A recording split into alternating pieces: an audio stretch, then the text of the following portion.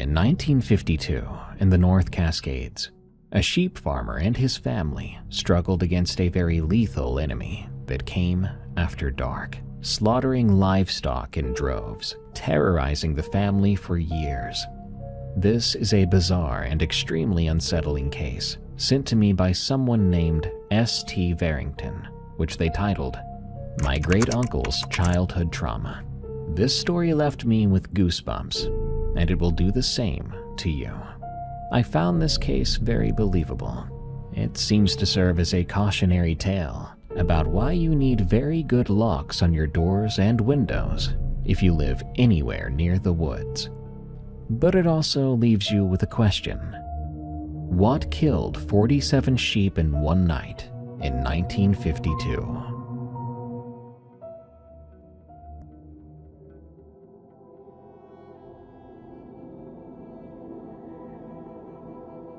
My great-uncle Teddy died when I was 17.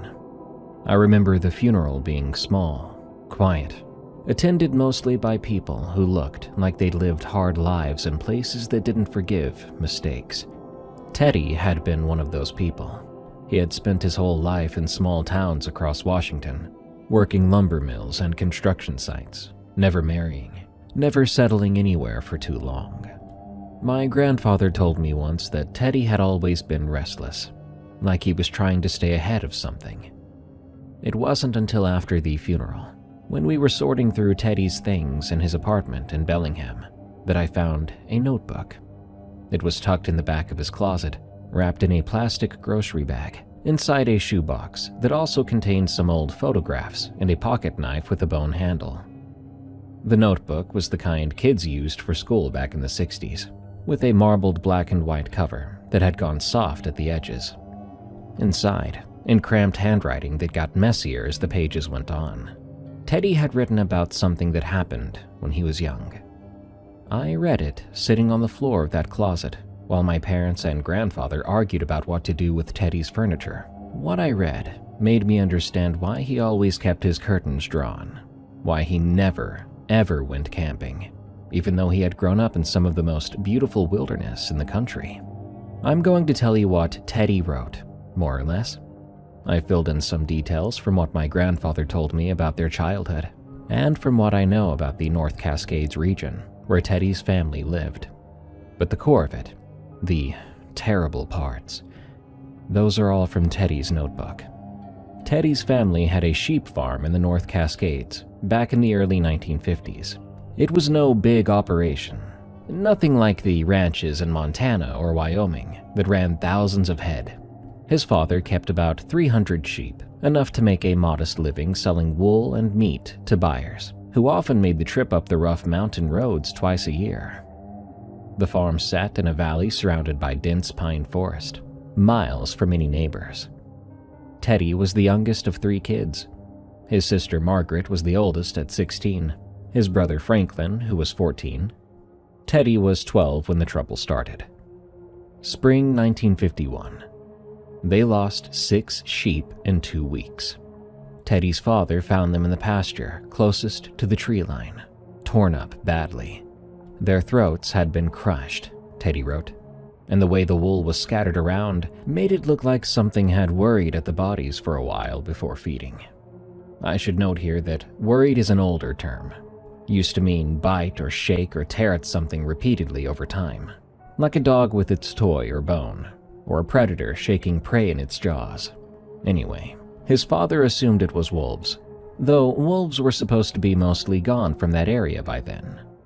He and Frank dragged the carcasses into the woods for the scavengers and moved the flock to the pasture on the other side of the property, farther from that forest.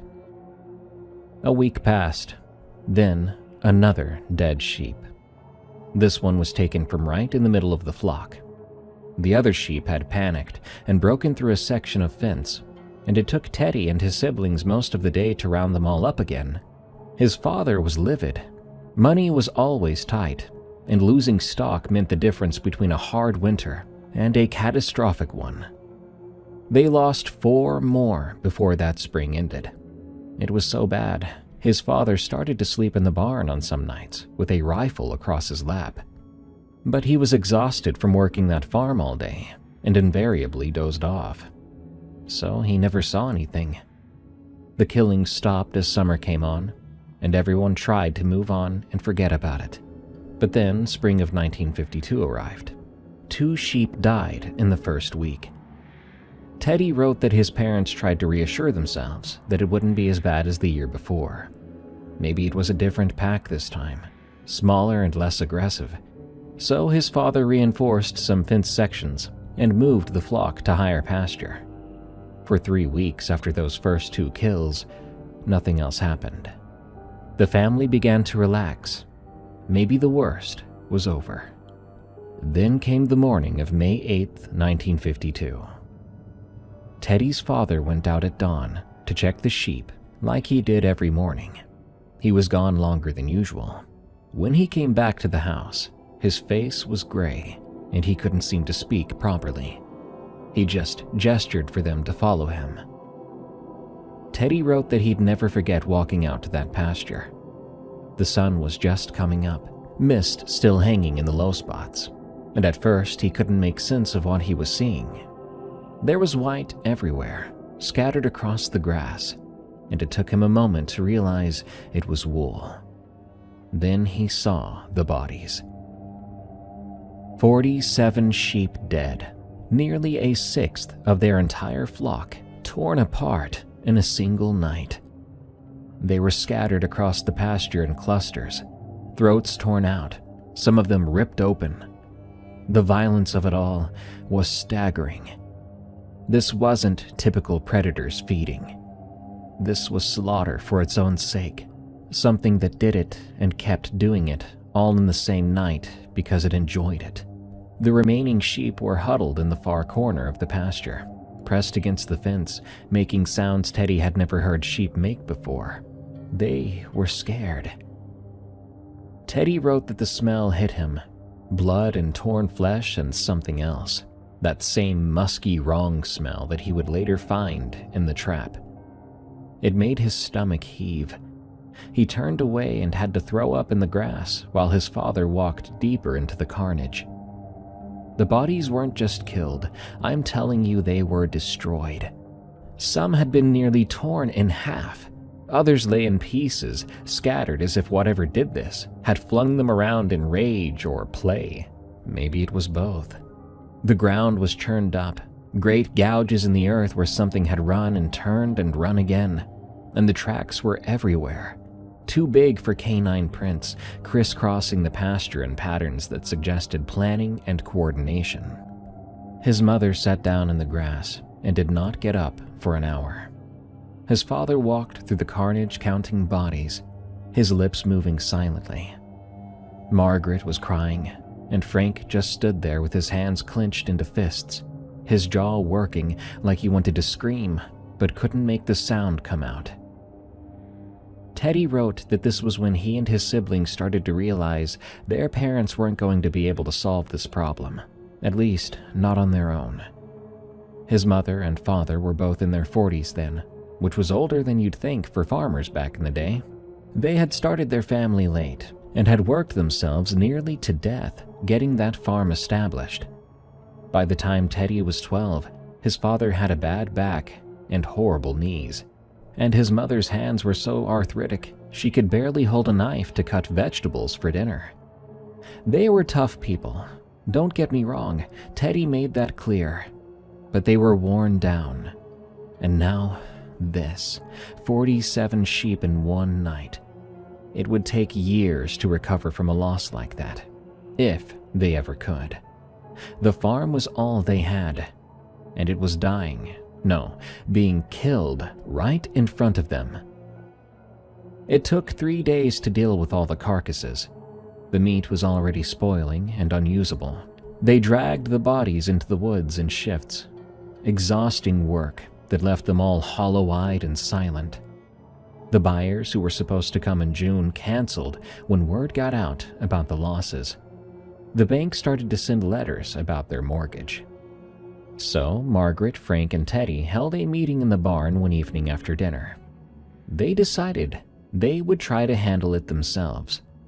Their parents were broken by what had happened. Their father barely spoke anymore, just going through the motions of farm work, like a man sleepwalking. Their mother's hands shook constantly now. But they were young. They could go without sleep easier, and they had something their parents didn't have anymore: the energy that comes with youth and desperation. These kids were terrified they would lose their home, that they'd end up in the city somewhere, and that their parents would have to start over, even though they were too old to do so. That meant they would likely have to rely on charity if the worst happened. It sounds dramatic, but Teddy wrote that this was a real possibility in their minds. 47 sheep in one night meant they were already ruined unless they could stop whatever was doing this. Their plan was pretty simple. They would take turns staying up at night, watching the flocks from different vantage points around the property. They would set traps along the tree line where the wolves seemed to be coming from. They would do it quietly, without telling their parents, because they knew their father would tell them they were being foolish and order them back to bed. Better to just fix the problem and present a dead wolf as proof. Frank was good with traps. He had been catching rabbits and the occasional fox for years, running a trap line in the woods for extra money. He set up 6 leg-hold traps in spots where he found tracks, big canine prints that pressed deep in the soft earth near the forest edge. Teddy's job was to check these traps every morning before his father woke up. Margaret, being the oldest and the best shot of the 3, took their father's old Winchester and spent nights watching from the hayloft of the barn, which had a clear view of the main pasture. For a week, nothing happened. The traps stayed empty. No more sheep died beyond the original 47. Teddy wrote that they started to think maybe the wolves had satisfied themselves with that massacre. Maybe they had moved on. But then, on a Tuesday morning, Teddy found something in one of the traps.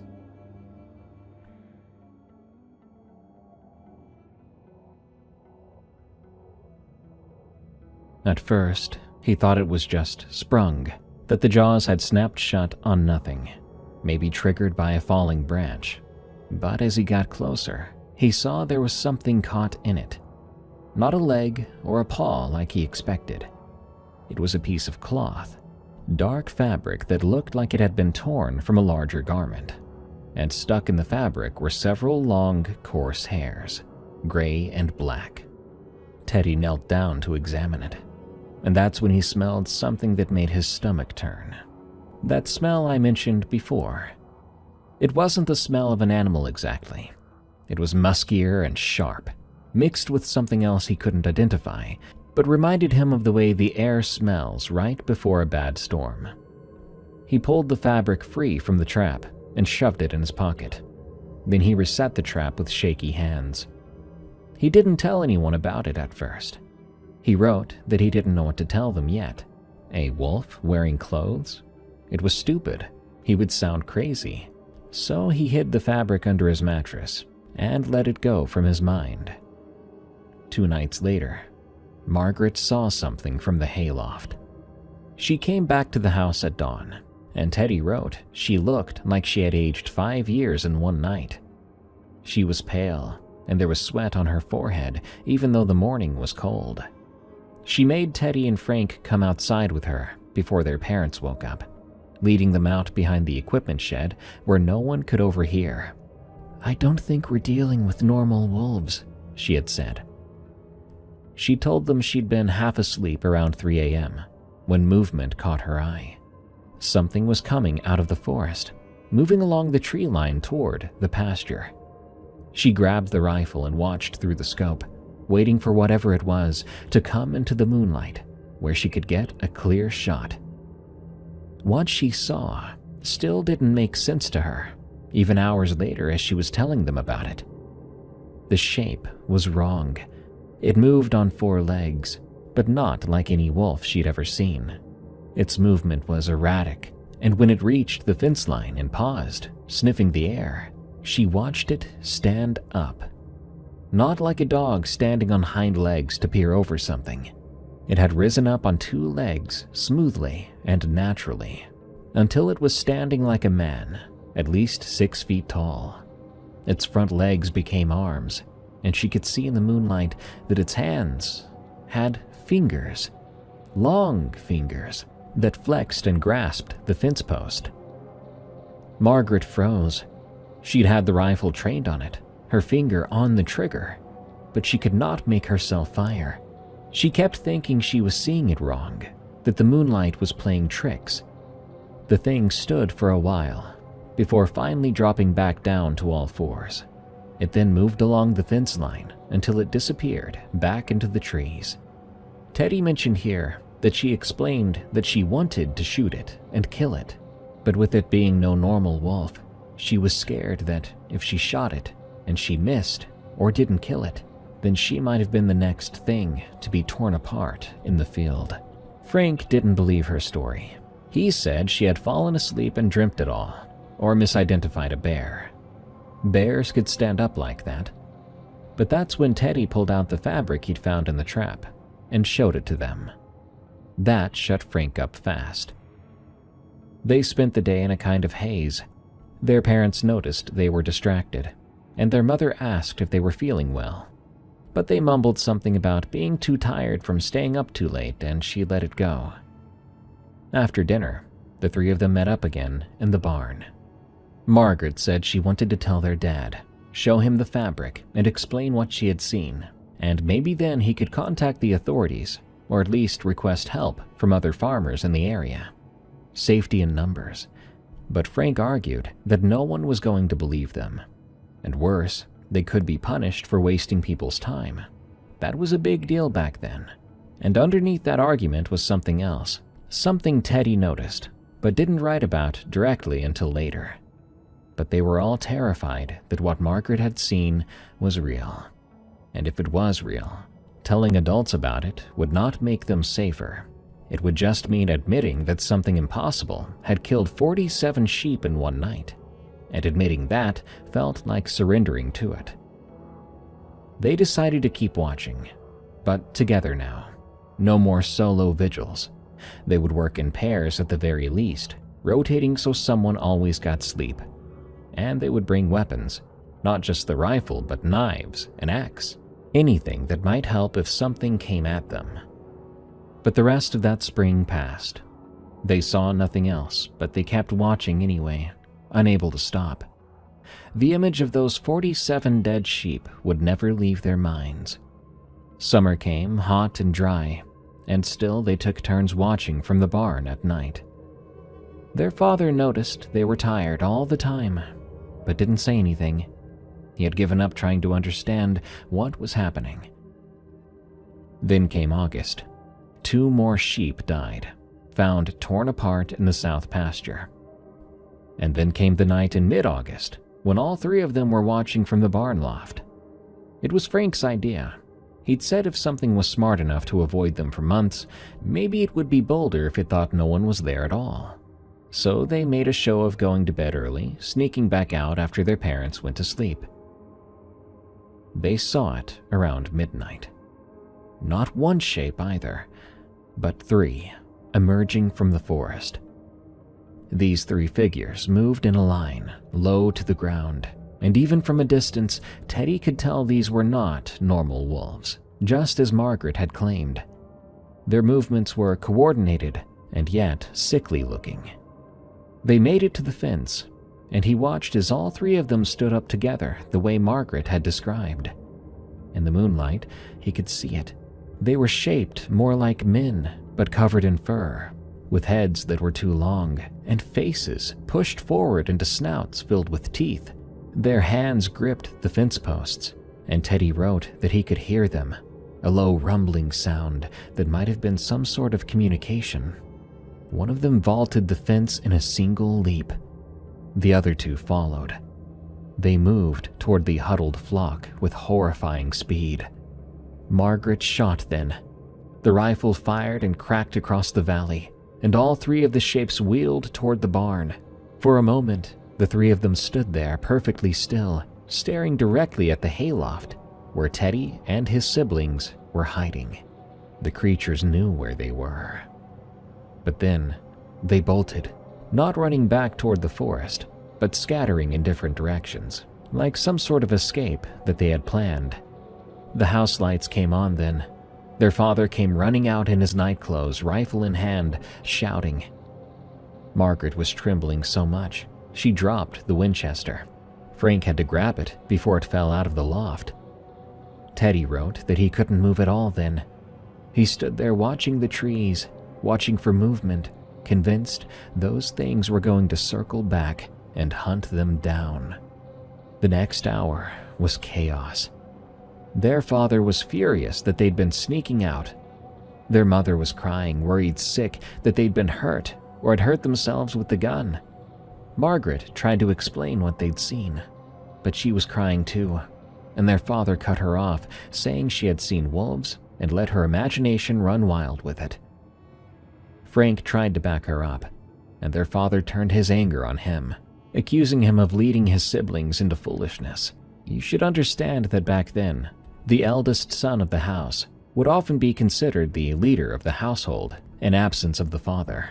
So ultimately, the responsibility for this situation rested with Frank, according to their father. Teddy didn't say a word. He had learned young that when adults were angry, silence was safest. But he watched his father's face as Margaret kept insisting, kept trying to describe what they'd seen, and he noticed something. Just for a moment, something in their father's expression had changed. The anger fell away and something else showed through. Something that looked like recognition and fear. But then the anger came back, and he ordered them all to bed, telling them if he caught them pulling a stunt like that again, there would be hell to pay. In their shared bedroom, Frank whispered that their father knew something. Margaret agreed, but what were they supposed to do? Ask him? He would just make it clear that the topic was closed. They slept badly that night, all three of them. Teddy wrote that he kept waking up, certain he had heard something outside, like scratching at the window or footsteps on the porch. But every time he worked up the courage to look, there was nothing there. The next day, their father did something unexpected.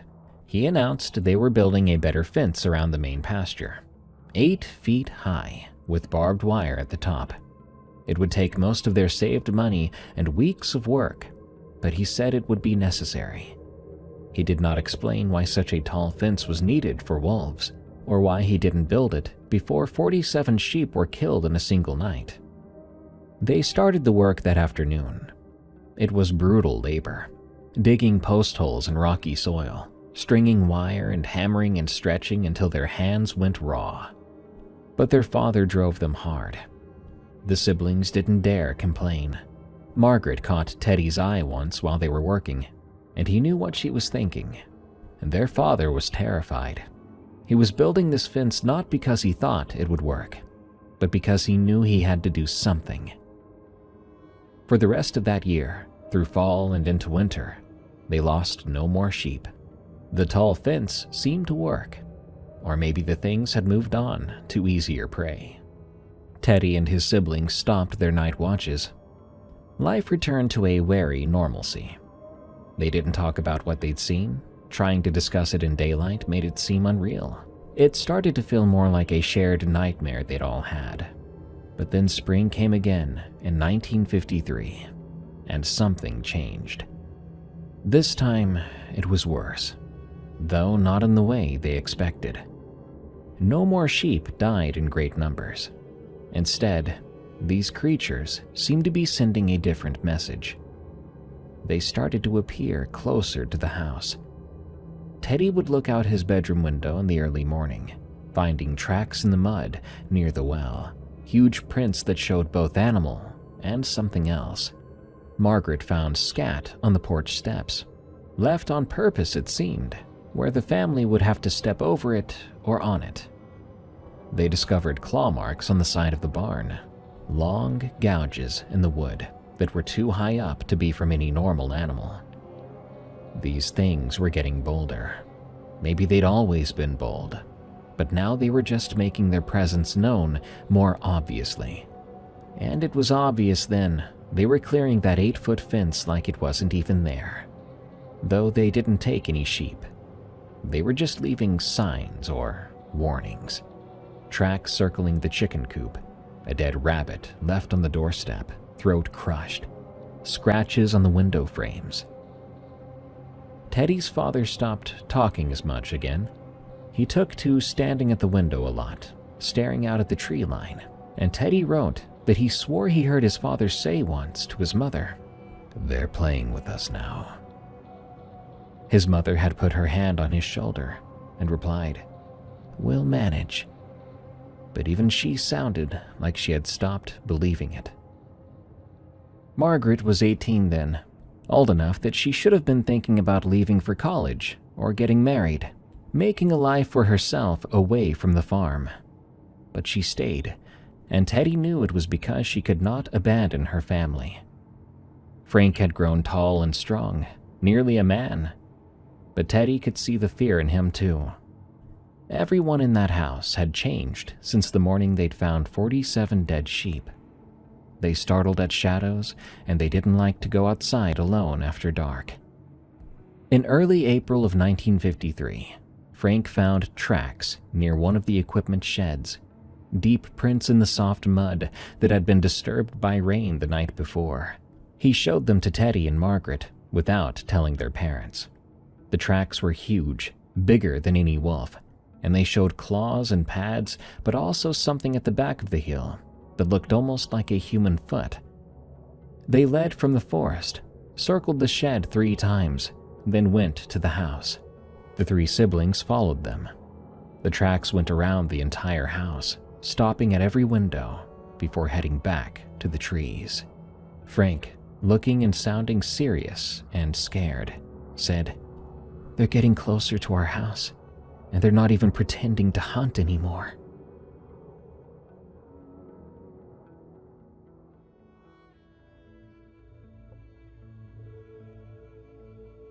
They knew then they had to act again, but they had to do it differently this time. No more simply watching. No more getting too scared to pull the trigger. They needed to kill at least one of these things, bring the body back, prove what they were dealing with. Then maybe their father would take real action, get help from someone else, and do something more than just accept that these creatures owned their land. They spent 2 days preparing. Frank reinforced his traps, using heavier chains and stakes driven deeper into the ground. Margaret cleaned and oiled the Winchester, and she counted their ammunition. They had maybe 30 rounds total, which had to last them for hunting and emergencies throughout the year. So she took 10. Teddy's job was to scout the property and find the best location for an ambush, somewhere with clear sightlines and an escape route if things went wrong. He chose a spot near the northwest pasture, where a small rocky outcrop gave them elevation and a view of both the tree line and the flock. There was this game trail that led down the back of the outcrop into a ravine, steep but manageable. If they needed to run, they could make it down and circle back to the house through the woods on the far side. It wasn't a perfect plan, but it was better than nothing. They told their parents they were going to spend the night in the barn again, keeping watch over a ewe that looked ready to lamb. Their father just nodded, never even looking up from the harness he was mending. Their mother packed them some bread and cheese wrapped in cloth. Teddy wrote that she held onto his hand for an extra moment when she gave him the food, looking at his face like she was trying to memorize it, but she didn't say anything else. He wrote that he thinks they knew what the kids were doing, but maybe letting them go was like asking for help without saying it. They waited until full dark before heading out to the outcrop. The moon was a thin crescent that night, which meant they would need to rely on starlight and their eyes adjusting to the darkness. Frank carried the axe, Margaret the rifle, Teddy a hunting knife, which belonged to their grandfather, a wicked thing with a 6-inch blade that was still sharp enough to shave with. They settled into positions on the outcrop and waited. Hours passed. The temperature dropped, and Teddy's fingers went numb, even though he kept flexing them. He could hear sheep in the pasture below, their occasional bleating and the rustle of wool as they moved against each other for warmth. An owl called from somewhere in the woods, and much later, a coyote answered from miles away. Around 2 in the morning, the sheep started to shift. It wasn't panic, not yet, but Teddy could hear the change in their movement, the way they began to cluster together. Margaret saw it first. She touched Frank's shoulder and pointed toward the tree line. 3 shapes emerged from the darkness between the pines. They moved low and fast, and even though Teddy had seen them before, seeing them again made his breath catch in his throat. They were wrong in ways his mind did not want to remember. When they moved on 4 legs, they looked almost like wolves, but far too big and much too distorted. They moved with intelligence that no animal should have, pausing to sniff the air, communicating with each other through subtle movements and sounds too low for Teddy to hear more than a rumble. They reached the fence and stood up, all 3 of them rising to their full height. Teddy could see their faces now.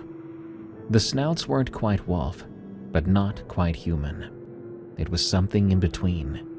Their eyes reflected what little light there was, showing like pale discs in the dark. One of them made a sound, a huffing grunt that might have been speech. Then they jumped over the 8-foot fence.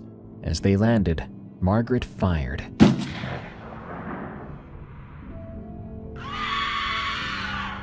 The muzzle flash lit up the night, and the crack of the rifle's shot echoed off the valley walls. One of the shapes stumbled, going down on one knee, and Teddy felt a surge of excitement. She'd hit it! But then, it was up again, somehow moving faster than before. Then all 3 of them were running. Not toward the flock of sheep, but toward the outcrop. "Go! Go!" Frank yelled. The 3 of them scrambled down the back of the rocks toward the game trail.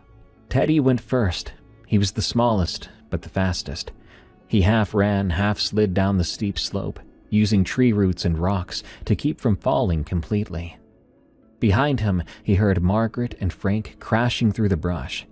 And behind the 2 of them, he could hear something else, something that moved through the forest with such speed it didn't seem possible. Heavy thuds, undergrowth being crushed, and it was getting closer. Not just one set of footfalls, but multiple, moving in from different angles. Teddy's mind flashed back to how they'd coordinated at the fence, how they'd scattered when Margaret fired. These things were hunting like a pack, like wolves, but with a cunning that went beyond wolf instinct. The game trail bottomed out in the ravine, and Teddy turned to follow it east, toward the far side of the property where they could circle back. His lungs burned and his legs felt like they might give out, but terror kept him moving. Frank caught up to him, grabbing his arm to keep him from tripping over a fallen log. Margaret was right behind them, the rifle still clutched in her hands, her breathing coming in ragged gasps. Something howled in the darkness behind them, a sound that started low and rose to a shriek that made Teddy's skin crawl. It was answered by another howl from a different direction, and then a third from somewhere ahead of them. "They're trying to cut us off," Margaret gasped. Frank pulled them off the trail, into deeper woods where the undergrowth was thicker. Harder to move through, but better for concealment. They pushed through blackberry brambles that tore their clothes and skin, stumbled over rocks and roots they couldn't see in the dark. Teddy's lungs were screaming for air by then, and his heart felt like it might just burst, but he kept moving because stopping meant dying, painfully. They came out in a clearing that they did not recognize. It was a space between the trees where the ground was covered in moss and fallen needles.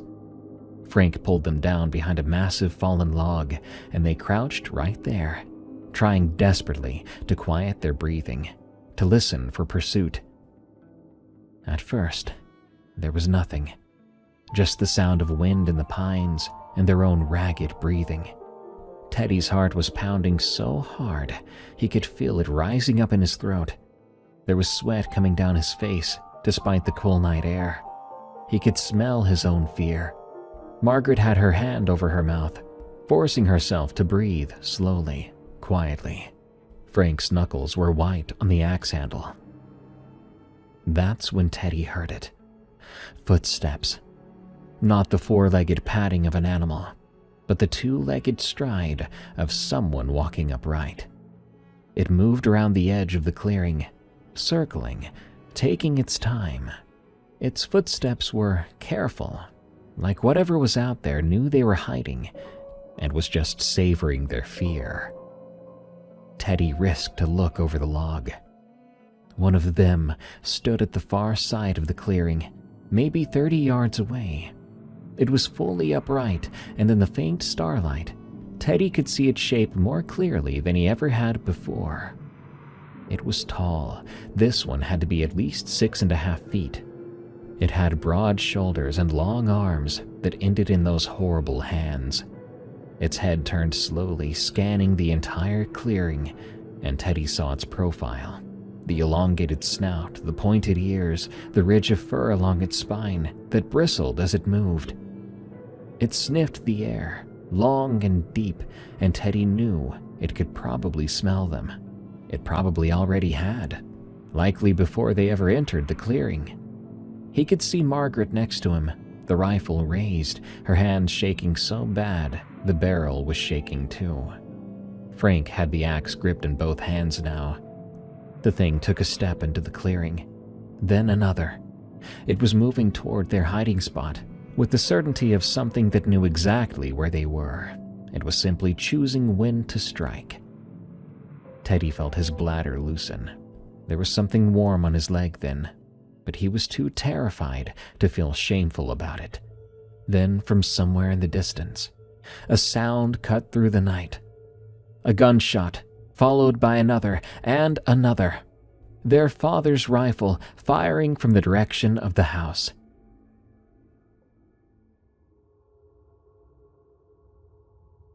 The creature's head snapped around. It made a sound, something between a growl and a bark. Then, 2 other shapes materialized at the edge of the clearing. They exchanged those low rumbling vocalizations. Then all 3 of them went running. This time not toward Teddy and his siblings, but back toward the farm, moving on all 4s with that awful speed. The kids waited, the longest wait of their lives. The forest around them went quiet, just the wind and the occasional drip of condensation falling from branches. Finally, when Teddy's legs were cramping from crouching so long, Frank whispered, "We need to get back to the house." They moved carefully, following a route that kept them in the thickest cover. Every shadow could be one of those things. It took them over an hour to cover the distance back to the farm, and when they finally emerged from the tree line near the equipment shed, they saw lights on in every window of the house. Their father was standing on the porch, his rifle in his hands, staring out into the darkness. When he saw them coming across the yard, he lowered the gun, and Teddy saw his shoulders sag with relief. But when they got close enough to see his face, the relief was mixed with something else. Anger, yes. Fear, of course. But something that made Teddy think their father was afraid they had been killed. "Inside," he said. "Now."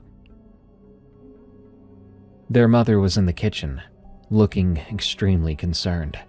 She grabbed each of them in turn, checking them for injuries, then just held on to Teddy for a long time, all while he tried not to cry. Their father stood by the door, the gun in his hands, watching the windows. "What did you see?" he asked, not looking at them. Margaret told him all of it. The shapes, the way they moved, how smart they hunted and coordinated. Frank backed her up, adding details.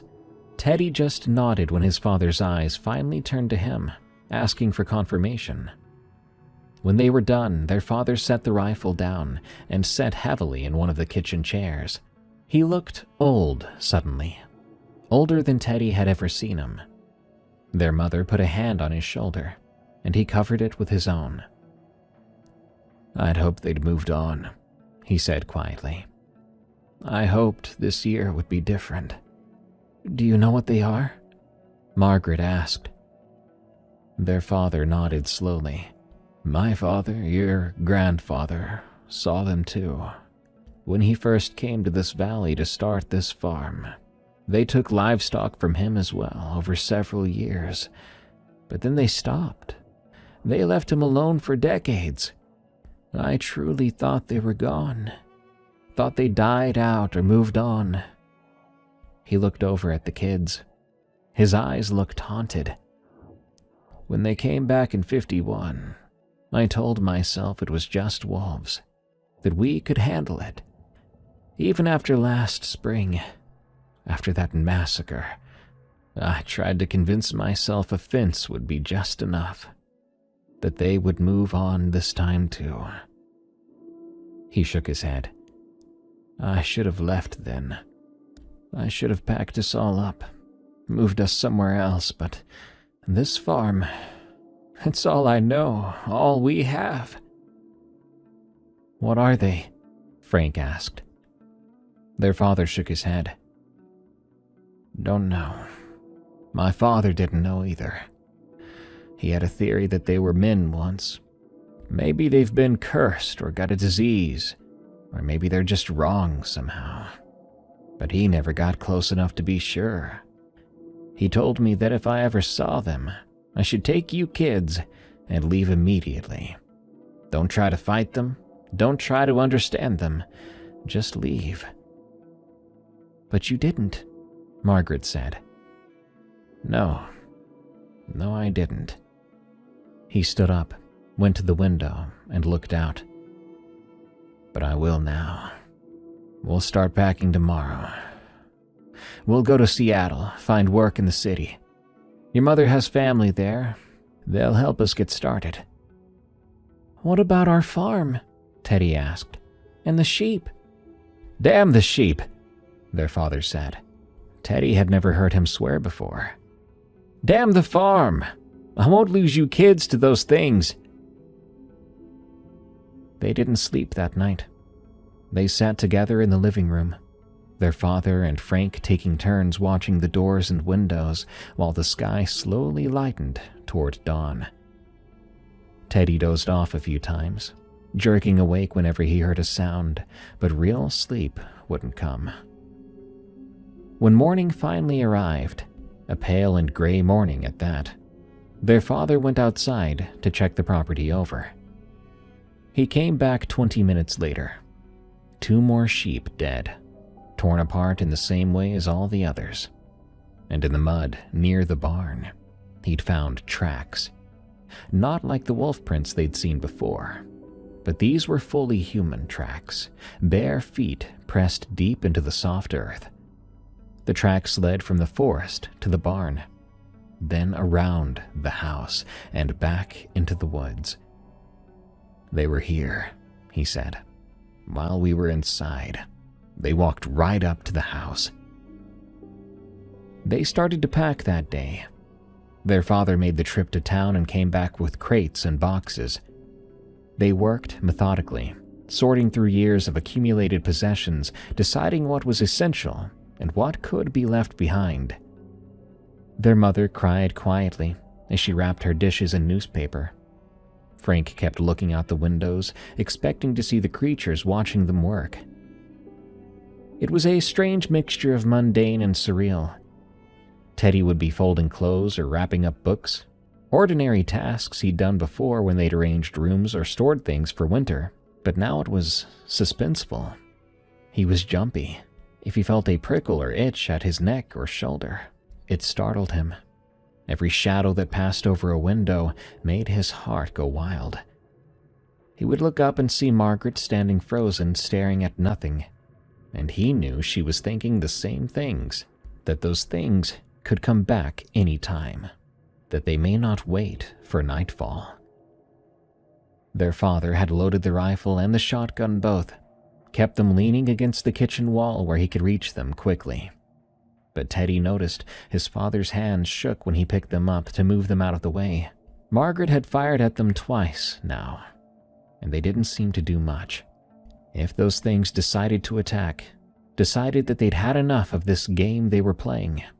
No amount of ammunition would save them. Frank found their father sitting on the porch that afternoon, taking a break, just staring out at the forest. Frank told Teddy about it later, said that their father had tears in his eyes, but wasn't making any sound.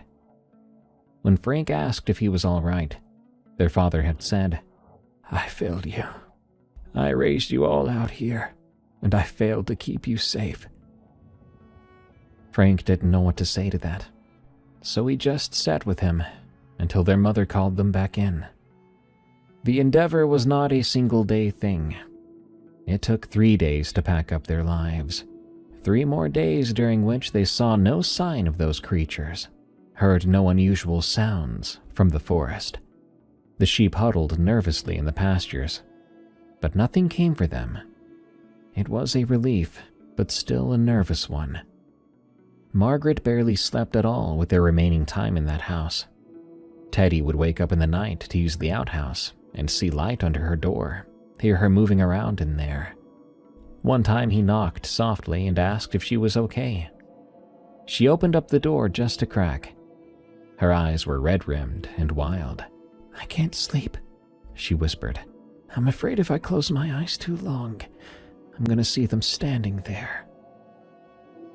Their mother tried to maintain normalcy. She cooked meals at regular times and made them sit down together to eat. She talked about Seattle, about the place they would be renting until they could afford something bigger, and about the schools Teddy would attend and the church they would find. But her voice would trail off mid-sentence sometimes, and she would just stare at her plate, her fork halfway to her mouth like she'd forgotten what she was doing. On the second night, Teddy woke up to find Frank sitting on the edge of his bed, that axe across his knees, watching the door. "Can't sleep," Frank said when he noticed Teddy was awake. "Don't know what they are. What kind of wolf walks on 2 legs?" "They're not wolves," Teddy told him. "I know," Frank replied. "That's why I'm so scared." The two of them stayed up together until dawn, taking turns watching the door and the window. Nothing happened, but that anticipation was its own kind of torture. One time, Teddy found himself wishing the things would come back just so the waiting would be over. But he felt sick for thinking that way, because if they did come back, it might be to finish what they'd started. On the 3rd night, exhausted from packing and preparing, they all went to bed earlier than usual. Their father had moved his and their mother's bed so they could sleep in the living room where they could watch the doors. Teddy shared a room with Frank, and Margaret was alone in her small room at the end of the hall. Teddy remembered falling asleep almost immediately that night, despite his anxiety. The work had worn him down to nearly nothing. He remembered dreaming about the city, about tall buildings and crowds of people and noise everywhere. So much noise that nothing could sneak up on you without being heard by somebody. Suddenly, he woke up to silence. Complete, utter silence. No wind outside, no settling sounds from the old house. Not even the sound of his brother's breathing from the other bed. It felt so wrong, like the world had stopped and was waiting too.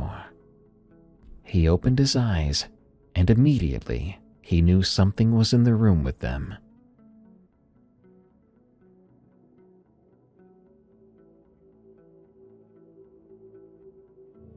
It was standing between the 2 beds, just standing there, a shadow darker than the darkness.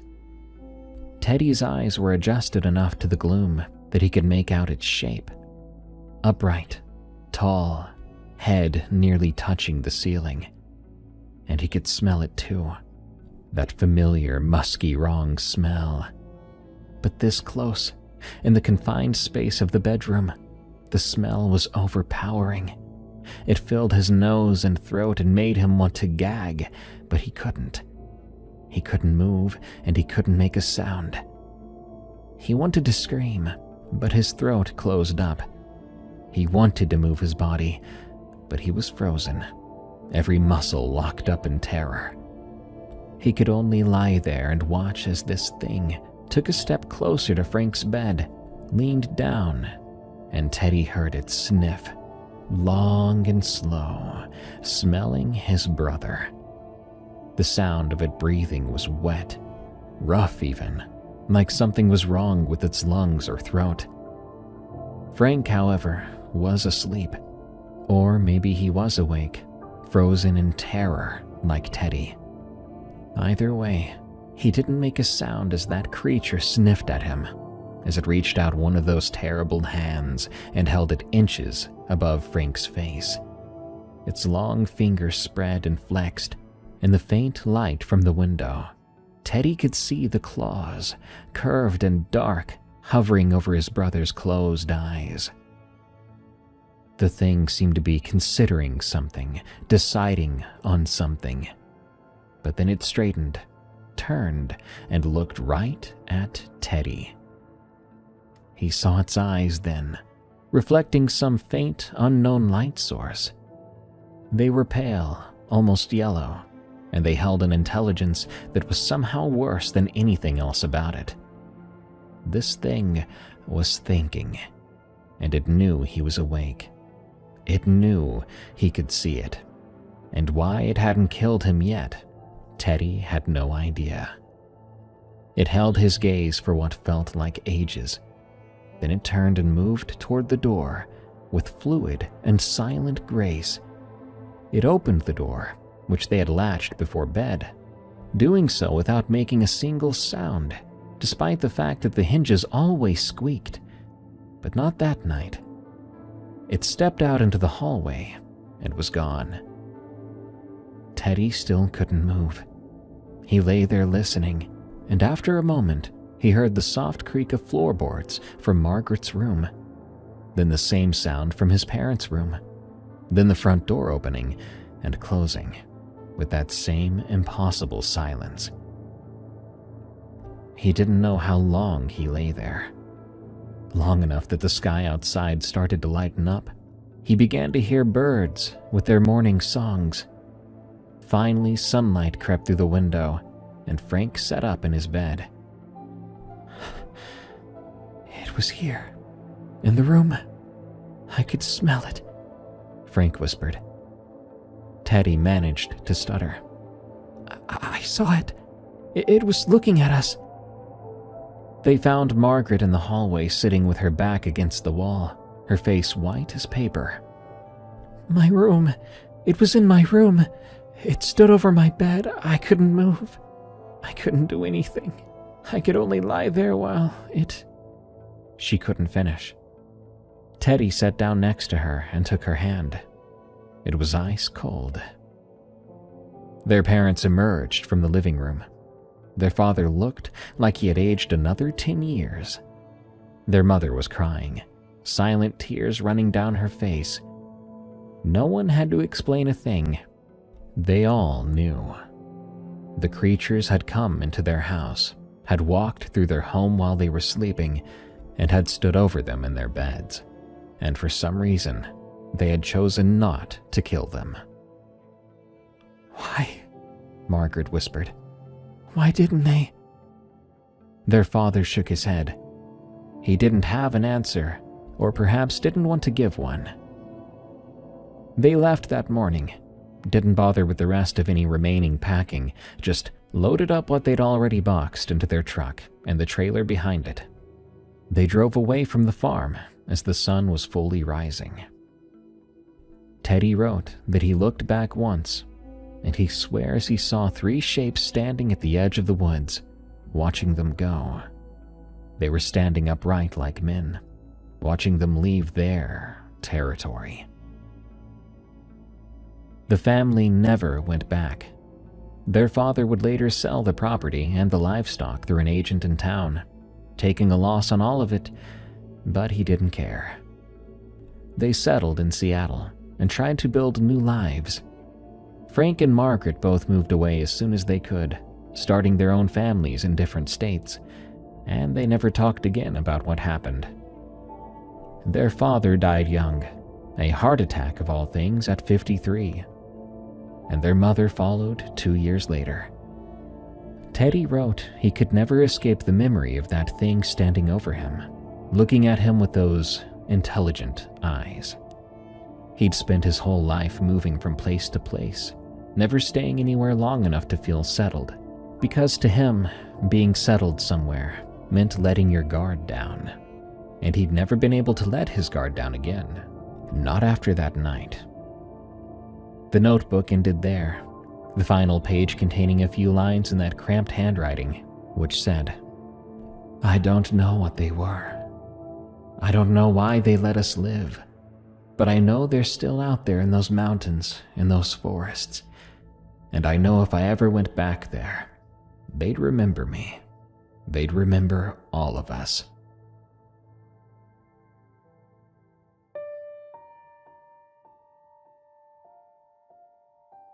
I put the notebook back in the shoebox, back in that closet. It was such a weird discovery, such an unsettling read. I didn't want to tell my parents what I'd read. I thought I'd get in trouble or something, or they just wouldn't believe it, or maybe they would have believed me, and that could have been worse. But that night, after my parents went to bed, I found my grandfather in the kitchen. He was staying with us for a while. He was standing by the window, looking out into the dark yard. "Couldn't sleep?" I asked. "It never comes easy," he said, not turning around. "You find anything interesting in Teddy's apartment?" I hesitated. "Just old photos and a notebook." He was quiet for a moment, then said, "He kept a lot of things he shouldn't have. Can I ask you something?" He looked at me with a raised eyebrow. "Sure thing. I'm not really busy at the moment," he smiled. "Why did you guys move away from the farm back then?" He suddenly inhaled sharply, but then swallowed before saying, My father thought it was time. Look, some places aren't good for raising kids, you know? Too isolated. Too much can go wrong when you're far away from society." "Did something go wrong out there?" He stared at me, probably realizing he was failing to steer this conversation elsewhere. But then I saw something I'd never seen before. A look in his eyes, something stern and cold. "Son, there are things you don't talk about. The kinds of things that don't get better with talking." He walked past me to the back door, checked the lock, then checked it again. "Go on to bed now. We've got a long drive tomorrow," he said. I felt like I was stepping on his toes, so to speak, and I didn't want my own grandpa mad at me. So I stopped asking about it, and I never brought it up again. I mean, sure, part of me wanted to press him on it. I wanted to know if what I found in that notebook was real, or just Great Uncle Teddy's creative writing, which wasn't something he was known for. But that look in his eyes that night told me everything I needed to know. That was a door he was going to keep closed. Years later, I found myself thinking about that a lot, about the way my grandfather had looked out that window. Was he watching for something? In fact, he reminded me of Teddy in ways. He always triple-checked the locks before bed, every night, according to my mom, in every house he ever lived. In fact, my mom once told me he would sometimes wake up in the middle of the night and just stand in the hallway, listening. She asked him once what he was listening for, and she told me he said, "Nothing. Just making sure there's nothing."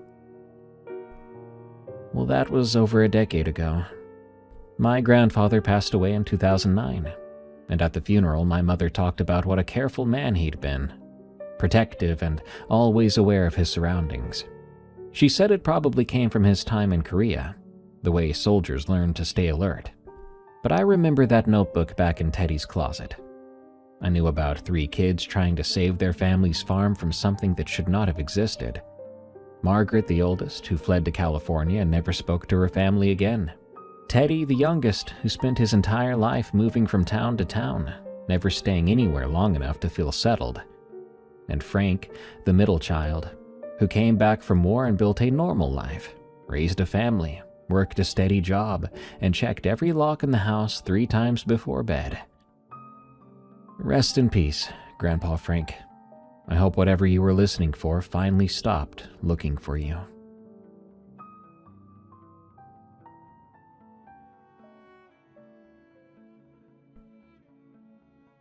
Thank you once again for joining me on this terrifying journey. The idea of someone lurking in your home at night is disturbing, but for your intruder to be not one, but multiple inhuman creatures, that would likely keep me awake for the rest of my life. This has been Unexplained Encounters. I'm your host, Darkness Prevails. You can find this show on Spotify, Apple Podcasts, or your favorite podcast app, as well as on the Darkness Prevails YouTube channel. Before I go, I have an exciting announcement. In collaboration with Coffee Ride of Boulder, Colorado, we now have our very own coffee. We call it Morning Brew, and you can get your own bag now over at eeriecast.store. It took me weeks of taste testing and flavor combinations, but I eventually landed on this dark yet delicious coffee brew that will keep you alert all day or all night. You know, in case of werewolves. Again, just go to eeriecast.store to order your bag now. Excuse me while I order 10. Until next time, stay safe out there and stay creepy, because this world is a strange one. Ever wonder what stories scare a scary story narrator like me? Well, here are 10 of my favorite scariest stories. Keep in mind, this is not a definitive list. Rather, these are 10 of some of my favorite ones that I can remember, starting from around 2019 and on. So there are some stories I missed that won't appear here. Also, this is very much my opinion. You'll likely enjoy or dislike these stories more or less depending on your own tastes. So, without further ado, enjoy. I have a friend named John, from RJB. On May 19th in 2015, John came home a different man. It was the night that haunts his dreams. I knew him once as a bright, happy, and kind man. But after that night, he was different. John was a forest ranger in Arkansas for 8 years. He was 6'5", never got scared very easily. He was a tough and rather built guy. And on that night, I had pulled into his driveway at around 10:30 p.m. to pay him a surprise visit. I lived in Louisiana at the time. He hadn't made it home from work yet, so I figured he might have had to work later than usual, as he'd said that it happens sometimes. He didn't know I was coming, and I hadn't seen him in 2 years. John pulled up about half an hour after me. He parked beside me and shut off the engine. However, he did not get out. I got out of my little Ford Ranger and walked to the passenger side to open his door. I opened it to see a grown man crying. The smell of alcohol was thick in the air. Obviously, he had been drinking. "John, what's wrong?" I asked him nervously. He continued to cry, so I placed my hand on his shoulder, but he immediately jerked away. "John, it's me, Ryan." I thought he may not have recognized me, because I had grown a full beard in the 2 years we hadn't hung out. "Come on, man, let's go inside," I told him. He clumsily stumbled out of his truck. I wrapped my arm around him, helping him walk. Then I carried him over to his sofa and sat next to him. "John, what the hell happened to you?" He didn't respond at first, but he did stop crying at a point. He was pale and had a look on his face like he had been to war. Shell shock, I think it's called. I repeated myself. He looked at me with tears drying in his cheeks. "God, Ryan." He stumbled over to me with shaking legs and gave me a hug. "Yeah, you have no idea how happy I am to see you," he whimpered. John had been my best friend since grade school. We grew up always hanging out, mostly wandering around the nearby woods, climbing trees, and as we reached our teens, we'd often go camping together. We had never been scared in the woods. The only strange occurrence was when we found some weird footprints one time, but that's a different story. He let go of me and grabbed a bottle of whiskey from the freezer, pouring us both a glass. "Don't you think you've had enough?" I said as he handed me my glass. John calmed down and ignored me. "Can you at least answer my question? What happened, John? I don't think I've ever seen you like this before." Like I said, he'd always been a happy-go-lucky guy. He spoke. "There's some weird crap going on in those damn woods." "What do you mean?" I asked, worried. Ryan, we found a body today," he replied. I was puzzled. I know he had found bodies before, but he'd never been this upset about it. "I'm sorry, man." I genuinely was sorry for him. "Go ahead, tell me everything." He downed the glass of whiskey in no time and poured more in it. And this was different. This wasn't like the other bodies we'd seen. There was something had been eating him, he said, swirling the glass around before he downed a second. I was still on my first. "Good God, John, stop. That's enough," I said, grabbing the bottle and putting it back in the freezer. "Fine," he groaned. I asked him what was eating this man's body. "I don't know.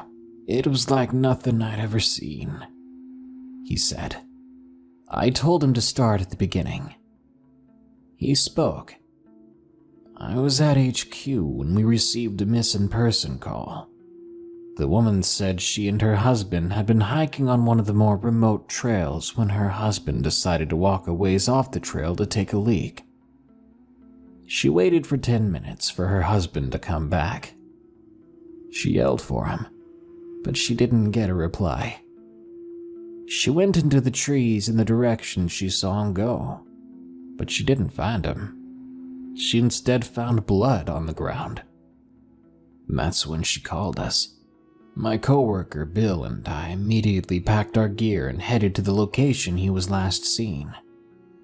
We didn't have to go far, because we found an arm about 100 yards off the trail, and the rest of him was about 50 yards further. The sun had already set, but we had our mag lights. When I found him, there was something else, something squatting over him, and I could hear it tearing flesh off his body as it was ripping chunks of meat off him and swallowing them. John began to tear up again, but he pulled himself back together and continued. I shined my flashlight to get a better look at what it was. I should have just ran. God, I just froze though. Bill was just terrified. We couldn't move. It stood up and turned around towards us, giving us a full view. It was tall, about 7 feet. Its skin was pale, almost gray, and seemed like the skin was painfully stretched over old bones. It was so thin. It had a single large, pure black eye on the left side of its face, too. Its mouth opened, and it made this weird insect-like clicking sound. It didn't even have a normal mouth. It opened up like a bloomin' flower, like petals filled with rows upon rows of teeth. The mouth seemed to vibrate too as it made the sound. He paused, grabbed a cigarette from his pack and lit it. He took a long puff and exhaled. His story sounded insane, but the look of pure fear in his face told me otherwise. From the look of him, he seemed to be telling the truth. Sure, he would sometimes lie to prank me, but those tears, that desperate need to drink, that was all real. Please, go on, I told him, and he did. I pulled out my .45 and took aim. My coworker screamed and ran, so I prayed it'd do some damage, or at least buy us some time. It lunged at me and I fired. It wailed, and I proceeded to empty the clip that I had. However, it still stood there, though it was bleeding bad, but it acted like it was just a scratch. I ran. I'd never been so scared in my life.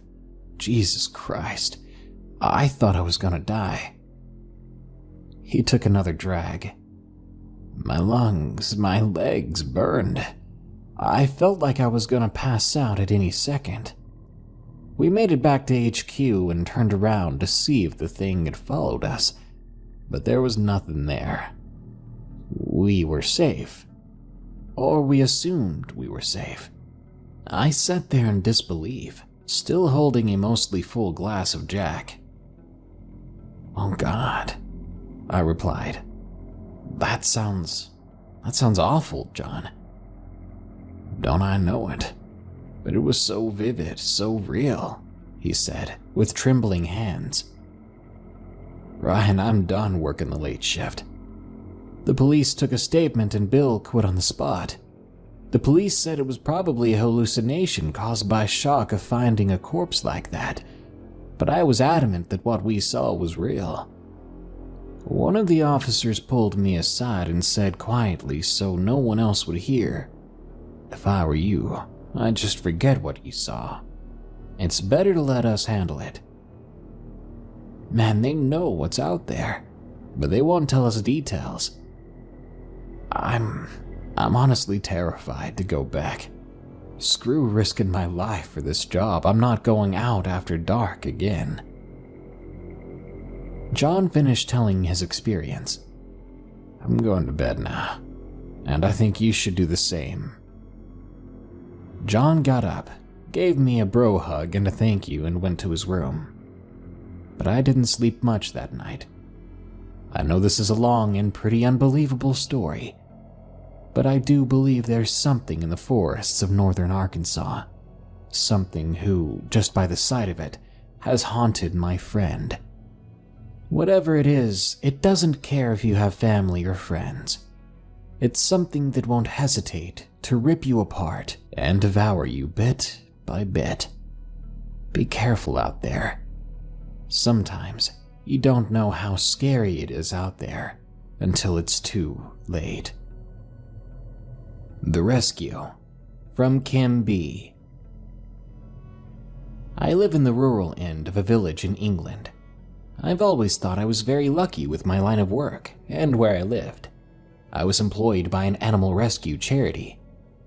This tended to be wildlife call-outs more than domestic, but I was pretty handy at getting a cat out of a tree.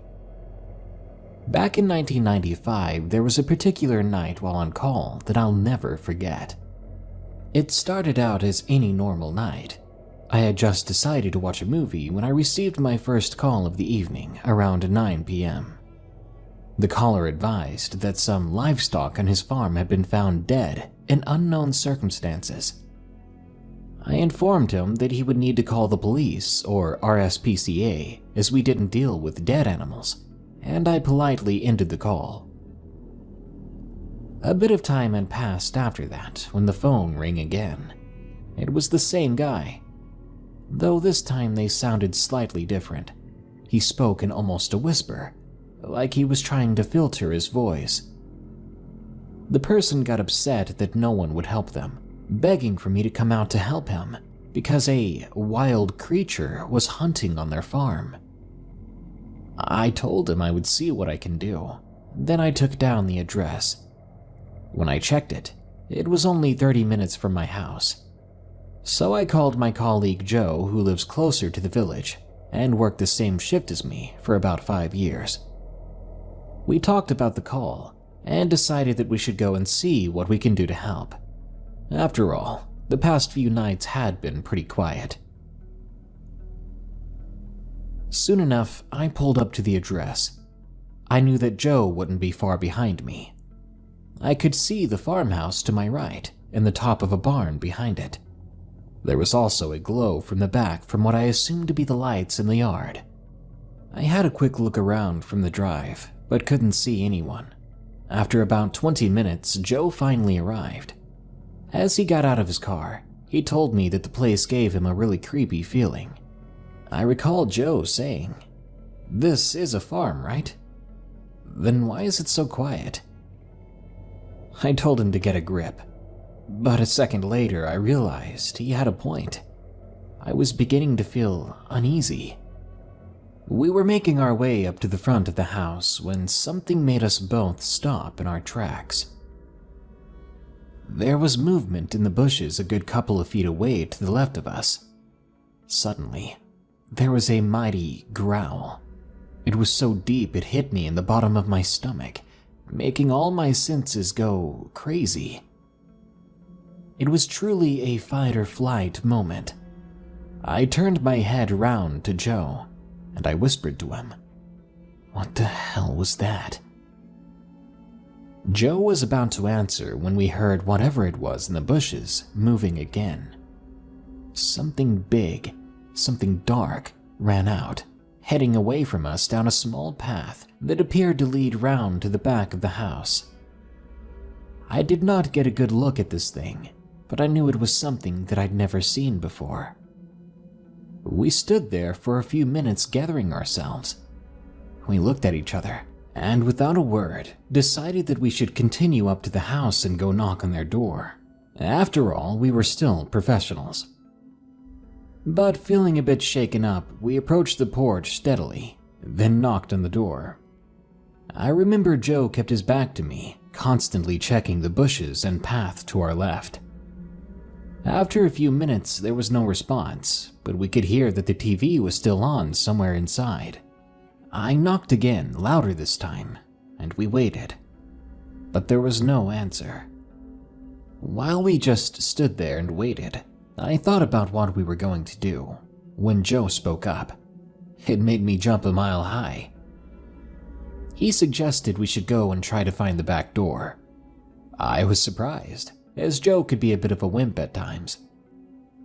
We looked around from where we stood and saw the only path which led round to the back was the same way that the dark creature had taken. I decided that we weren't going down there, so I desperately looked for another way. I found a gate which led to the yard. We hopped over because it was chained shut. We stayed close to the house and looked into the windows to see if we could find anyone. Again, there was nobody. But I could see a glow of light coming from what I thought to be the kitchen.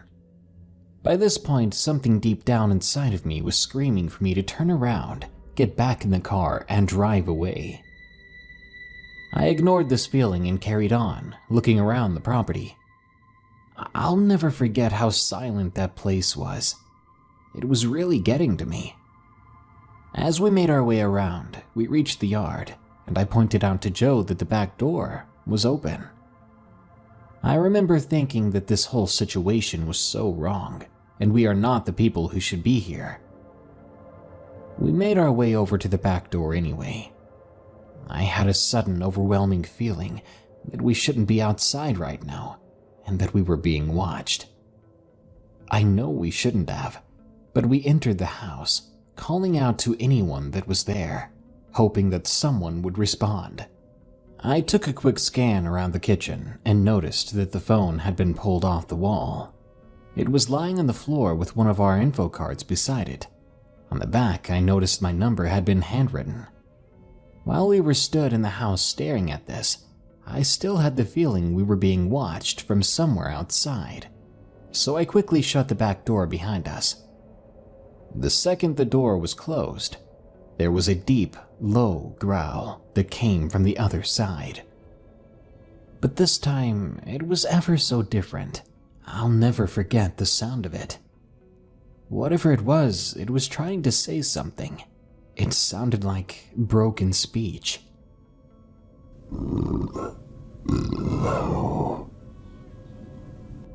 After a few terrifying minutes, The sound came again.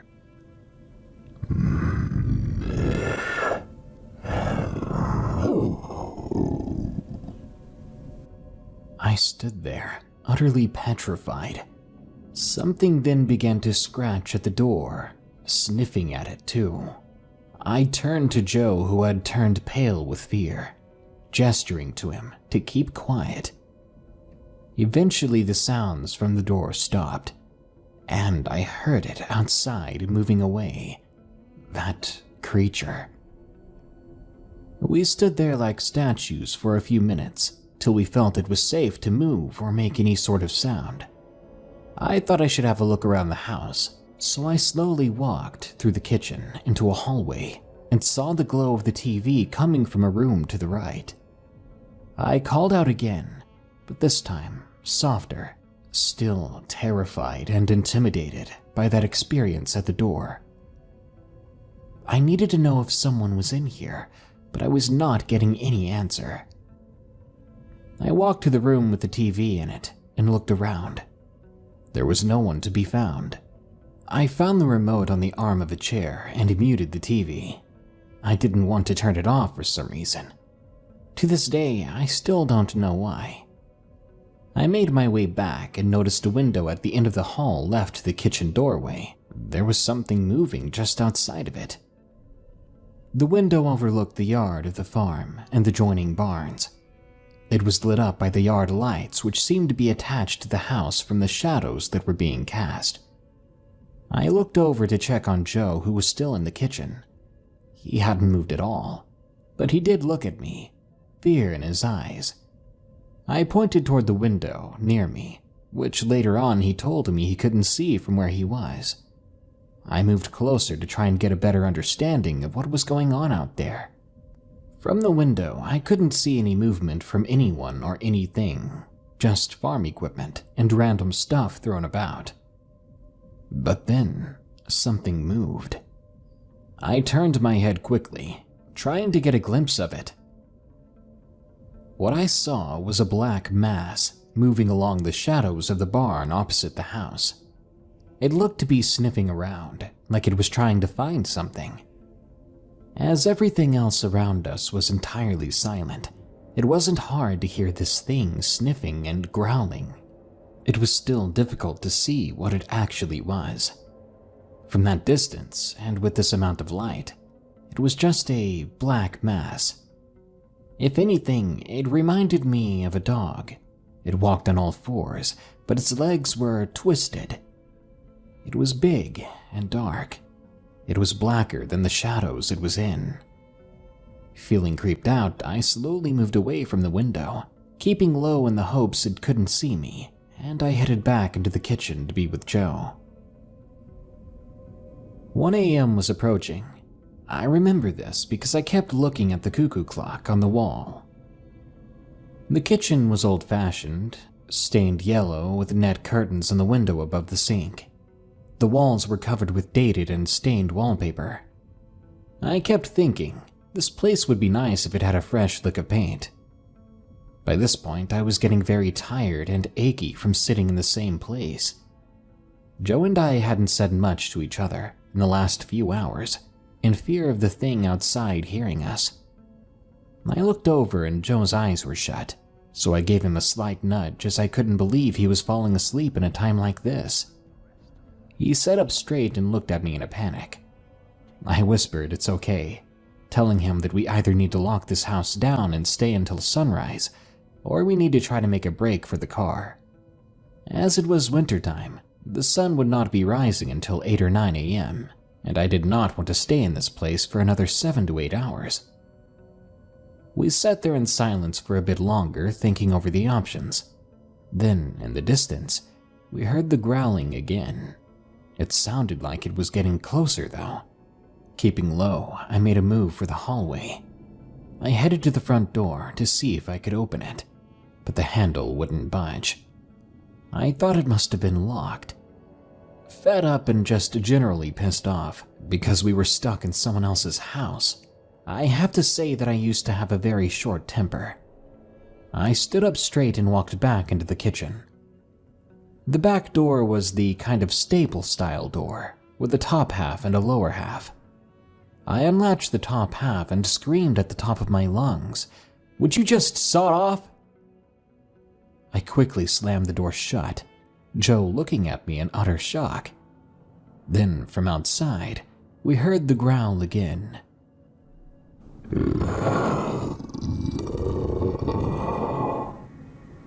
The scratching and sniffing grew louder at the door. My anger had caused us to become in danger again. I shook my head and silently apologized to Joe. We waited for another hour, not moving, until these sounds finally went away. I wanted to get out of this house, out of this situation. I made my way back into the hall to try and look for a key for the front. I was not taking any chances leaving via the back. I searched around the few rooms on the lower ground, all of which needed to be fixed up. I found a key in a dresser drawer in the living room, but it wasn't the one I needed. Feeling truly trapped and getting to the point of giving up, I decided to try the front door again. This time I checked every inch and found it wasn't actually locked. It was latched. Finding this out, I laughed so hard at myself, all while trying to keep quiet. I was making my way back to the kitchen when I saw a silhouette-like figure in the window staring directly at me. I froze in the spot, staring back at whatever it was. I still couldn't get a look at it, as it was so black, and it was really dark outside in the first place. I couldn't see any eyes, but I knew it was looking at me. I could feel it. It was going right through me. I thought this was it. It's now or never. I was close enough to the kitchen that I could see Joe's back. I softly called his name through my teeth. Still locking eyes with this creature, I could feel myself getting more terrified. I called out for Joe again, and he finally came over to the doorway. I whispered in a tone through my teeth for him to get down low and that we were going to make a run for the cars. I remember Joe looking at me and nodding his head. I told him to not look toward the window, which was to his left, and to just head to the door. Joe got down low and headed toward the exit. When he made it to the door, I told him where he could find the latch, to get a hold of it, as we were going to run as fast as we could to the cars. After waiting a few minutes, I turned and shouted, "Now!" He unlatched the door and threw it open. I ran out so fast, I recall turning around just as I left the door and looking at the window.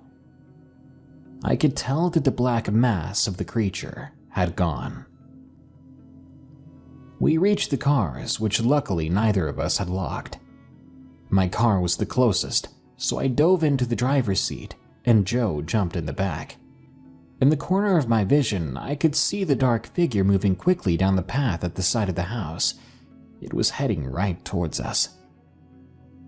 This time, I could have sworn I saw it running on 2 legs, not 4, making me even more confused as to what the hell kind of animal it was.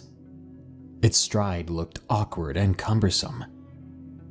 Feeling seriously beyond freaked out, I started the car, and the two of us sped down the lane. I went straight to the police station. I had gone so fast I nearly crashed the car. Even though it was likely the police wouldn't believe us, I just wanted to be somewhere that I could feel a bit more safe. When we made it to the station, Joe and I got out, looking at each other, and laughed with relief. Then I looked at the car and noticed that there was a massive dent in the shape of a footprint on the bonnet. It almost looked like a dog's paw print, but it was bigger and misshapen. I looked at Joe and just shook my head. It was now nearly 4 a.m., and I'd given my statement to the police. I knew some of the officers quite well. They saw how scared Joe and I were. They assured me they'd go to check out the farm when they were able to the next day. Not feeling in the right mind to be alone, Joe said I could stay at his house, as it was nearer to the village than mine. We made it to Joe's and we both just sat on the sofa, not really saying much to each other. Joe then realized he had left his car at the farm, so he had a call to make. I must have fallen asleep, as the next thing I knew I was waking up and it was sunny outside. I called the station to check if they had attended the farm. They advised me that officers had been and found that the front door was shut and that they were not able to open it. They could hear the TV on inside as well. This made my skin crawl, because I had muted the TV. They advised that the officers had gained entry through an open rear door and found no one inside. They checked over the barn in the yard and didn't see anything unusual. Joe had asked about his car and they agreed to bring it back for him, as he refused to go to the farm to collect it, even during the day. After a few days passed, I received another call from the station. They had continued their search and were informing me that they had found the farmer, who had locked himself in a small storage room in the barn opposite the house. It took them a while to convince him to leave. Once he was out, he just kept rambling about the darkness and how the shadow had killed his animals. I still do not know what was going on at that farm. I have no idea what we encountered, and this is easily my worst experience working in animal rescue.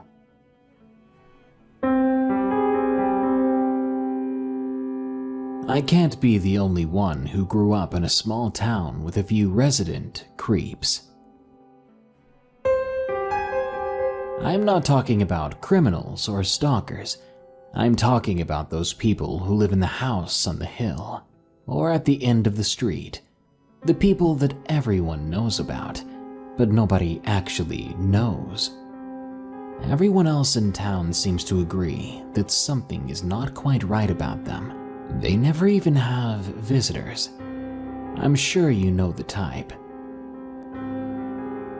When I was a little kid, I spent a great deal of time at my grandparents' farm in the foothills of North Carolina. I would explore all around their property, and most of the neighbors would let me explore their lands too. However, there was one man who lived a few miles from the farm, whom my grandparents warned me about, saying that I should never go near, and the neighbors all agreed something about him was a little bit off.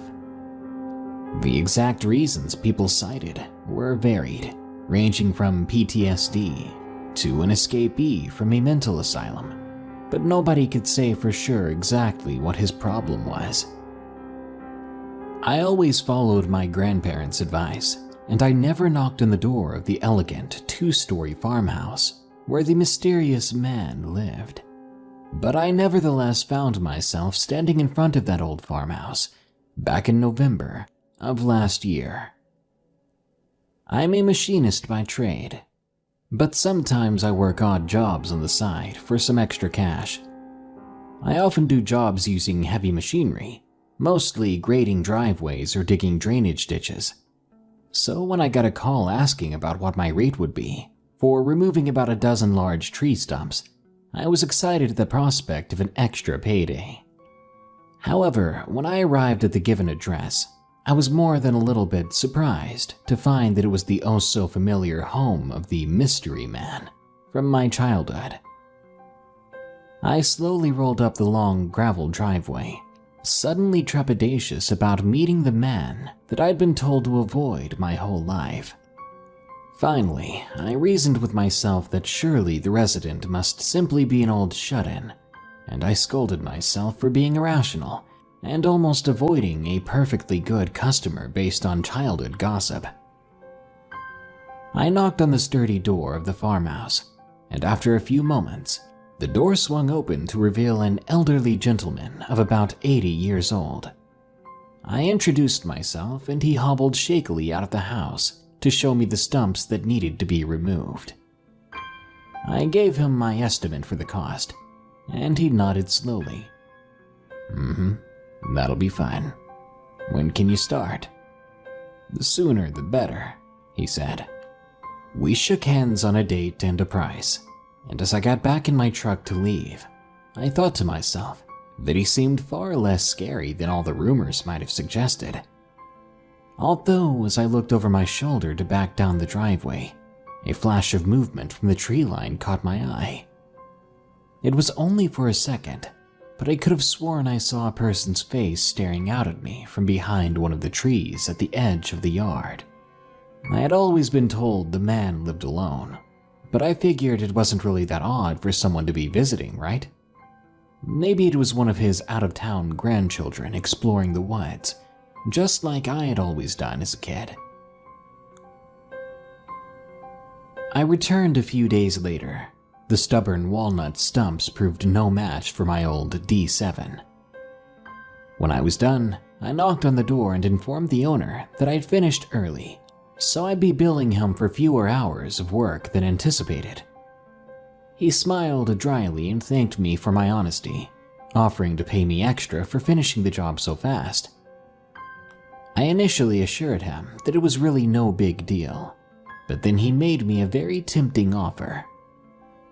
He asked if I would like to come and hunt on his land. It was the height of deer season at the moment. I was definitely interested, since his entire 250-acre property was ringed with barbed wire fences and no trespassing signs. In fact, everybody I knew avoided the place due to the rumors and stigma surrounding the owner, and that meant that I would probably have a chance at some pretty nice deer if I took him up on the offer. I eagerly accepted and thanked him for the opportunity, and as soon as I had a free weekend, I headed out onto the land.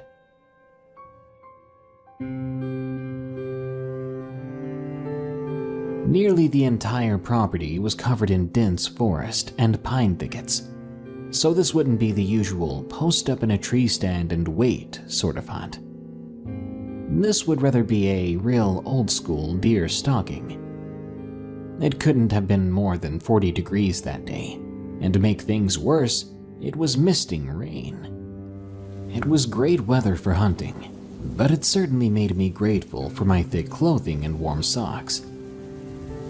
I followed a tangle of game trails through the thick woods, seeing plenty of deer tracks, even a few fairly large ones, all leading deeper and deeper into the pines and cedars.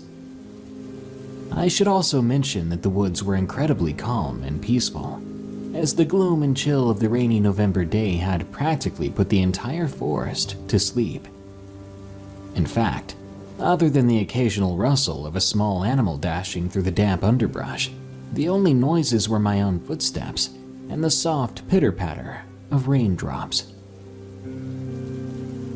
The rest of the day passed in much the same way. But by 5:15, it was starting to get too dark to continue. So I decided to turn around and start making my way back to the truck.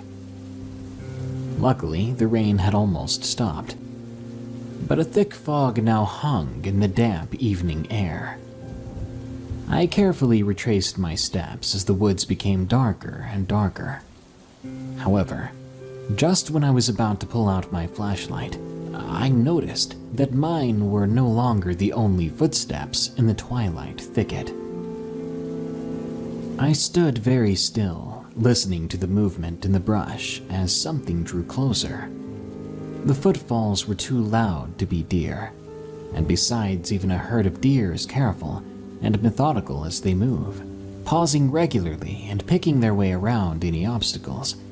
In contrast, these footsteps were reckless and constant, and I could hear twigs and low-hanging limbs cracking. This, I realized, was the sound of another person traipsing through the woods.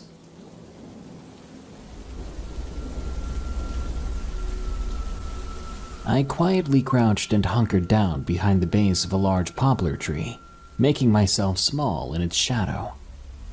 I was worried that whoever was coming might have been a poacher, and I certainly did not want to catch a bullet due to being mistaken for an animal in the murky darkness.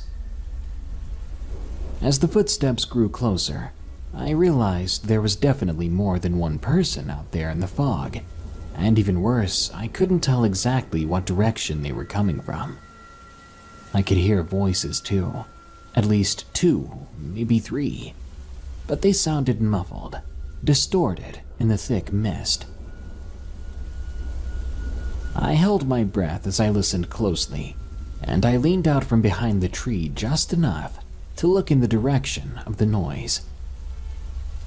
There, about 20 yards away, was the soft glow of an old incandescent flashlight bobbing through the fog, and silhouetted in that light, I could see 3 nightmarish figures. At first, I couldn't even make sense of what I was seeing. The 3 silhouettes looked alien and bizarre, each one an amalgamation of human and animal features. However, on closer inspection, I realized the mysterious shapes were actually people. Strange people.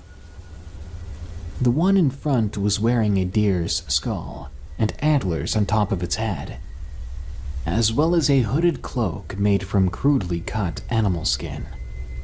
It also carried what looked to be a shovel over its shoulder, and in its hand it held the flashlight responsible for the glow.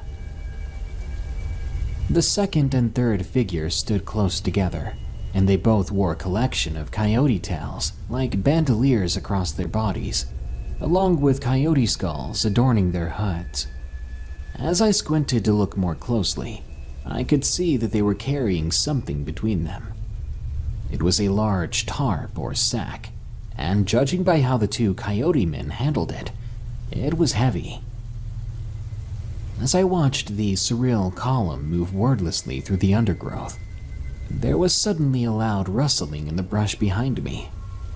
I snapped around, struggling to bring my rifle to bear, but when I turned to face the noise, I saw that it was only a fat possum.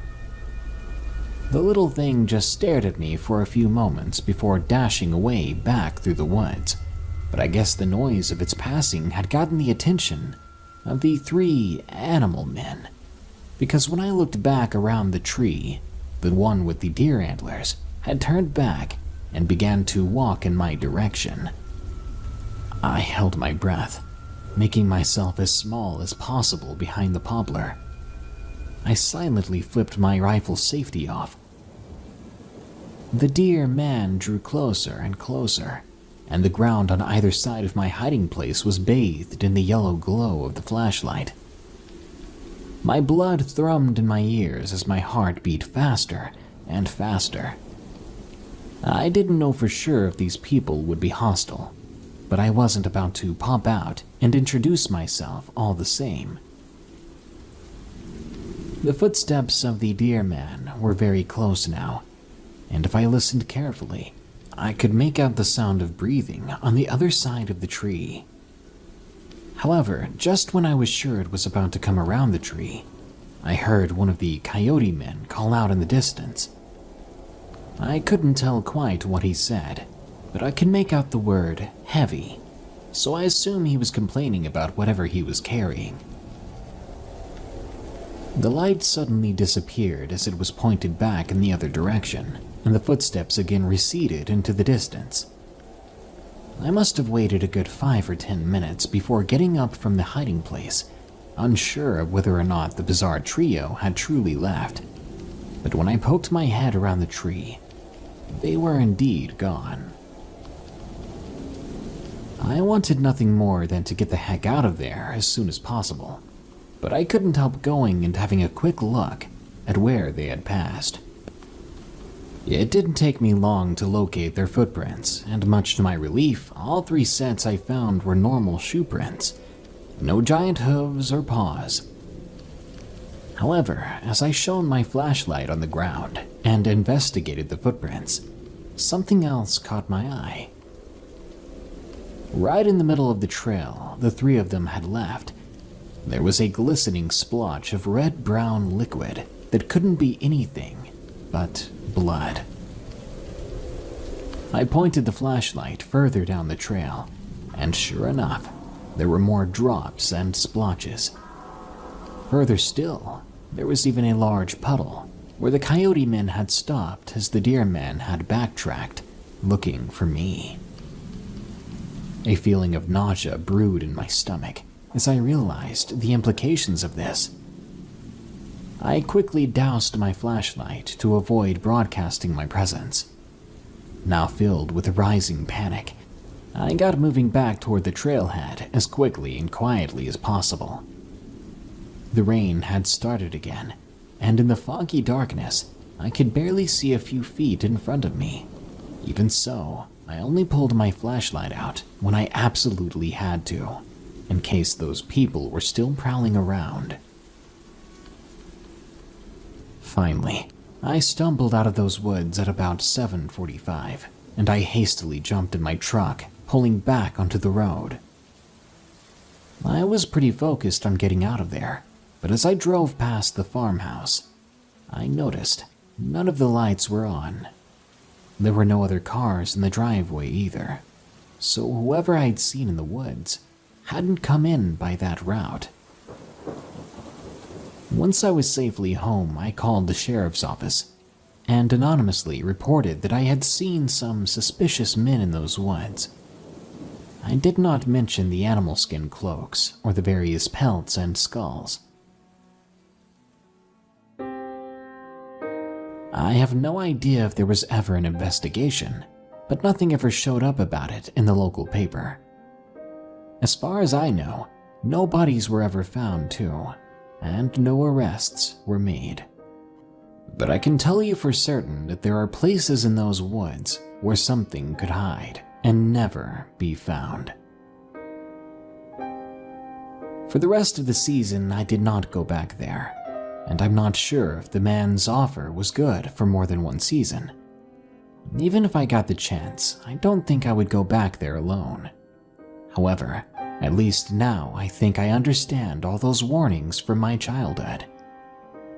I don't think all the neighbors were really that concerned about the old shut-in. I think they knew about those people using his land for God knows what, and they wanted to keep me and the other children in the area safe from ever wandering into something we shouldn't.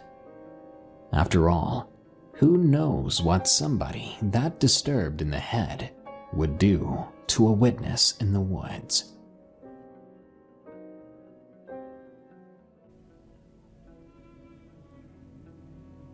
The Leer, from C.T. Flaska. Falling asleep has always been a problem ever since I was young. I thought what had happened back then was a dream, but only just recently was I reminded that it was very real. When I was 10, I would often lay awake in bed thinking about the day that I'd just had, or the challenges the next day might bring. I spent nights watching the lights dance on my bedroom wall as cars went by, or glancing around my room at the few toys I had. I would get lost in thought, thinking about what kind of adventures they would get into if they had come to life like in that one movie. The house I grew up in was located on the corner of a less traveled intersection. One streetlight lit the four-way. The light was old but bright, shining through my window soothingly, giving my room an orange tint like a dim melody. The streetlight would flicker every once in a while, causing the collection of bugs around its bulb to disperse, only to return once their oddity of light came back into existence. The nighttime setting was memorable, comforting, until that thing showed up. One night after crawling out of bed from pure boredom, I sat on the edge of the footboard watching cars go by. I counted the passing vehicles while getting lost in thought. One car, maybe two all night, but sometimes none at all. A few hours passed without a car whizzing through the intersection. The light flickered, and when the bulb regained power, I saw it standing directly beneath it. The night air went still, and the noisy insects went silent. The dark figure stood frozen, but not in a natural way, not in any way that seemed comfortable. Oblong limbs on a cracked and deformed body. The figure was so dark, it was hard to be sure if what I was looking at was a person or a shadow. Climbing over the end of my bed, I crept over to my window never removing my gaze from the being. I couldn't tell, but I think it knew I was watching it. It wasn't long after I reached my bedroom window that I knew something was not right. The dark figure under the streetlight had moved. My eyes narrowed and I focused on the abnormal being. I studied it. I noticed it was breathing, not slowly, but fast and erratically. Almost as if it was out of breath, or as if it had just exhausted stamina sprinting a long distance. Its arms moved slightly up and down with every sporadic breath. At this moment, I realized it had moved again. Slightly, but it was definitely not in the same position as when I had first seen it. It was hard to be sure. The being was so dark under the light that it was too hard to focus on what was its torso or limb. I continued to stare at it, my eyes just above the window frame. I was so focused on the strange creature in the street that I jumped when I heard a noise in my own home. Quickly, I turned around toward my bedroom door. One of my parents, or maybe my brother, had just gotten up to use the restroom down the hall. After assessing the situation, I turned my head back to the newfound problem in the road, and I noticed the figure had moved again. It was now obviously staring at me. I knew this because I could see its eyes now. I froze. Its eyes were small but bright. They were piercing white sparkles so tiny they almost seemed to get lost in the black void of its body. I knew for some reason that it wasn't just looking in my direction. It was looking me over. It was staring directly at me. After a few minutes, I decided I needed to leave. I had to run and get someone to show, to ask someone, what in the world is that in the road? I slowly began to stand out of the view of the window, but I didn't take my eyes off the figure. It was at this moment that I realized the game I was in. Before I made my way out of the window frame, I blinked, and upon opening my eyes from a single blink, the figure had shifted. I blinked again, and it moved again. That thing out there was moving any time I wasn't looking. It had by now taken a full step in my direction. The dark figure looked excited, like it knew I'd finally figured out the horrific rules of its game. Its frantic breathing grew more intense. This is crazy. This isn't happening, is it? I asked myself. My heart began to pound and my breathing quickened too. What's happening? I thought. I was in disbelief of what was happening. I held my breath as I stood in my bedroom, shutting my eyes. I thought to myself, I'll count to 5. It must be a dream after all.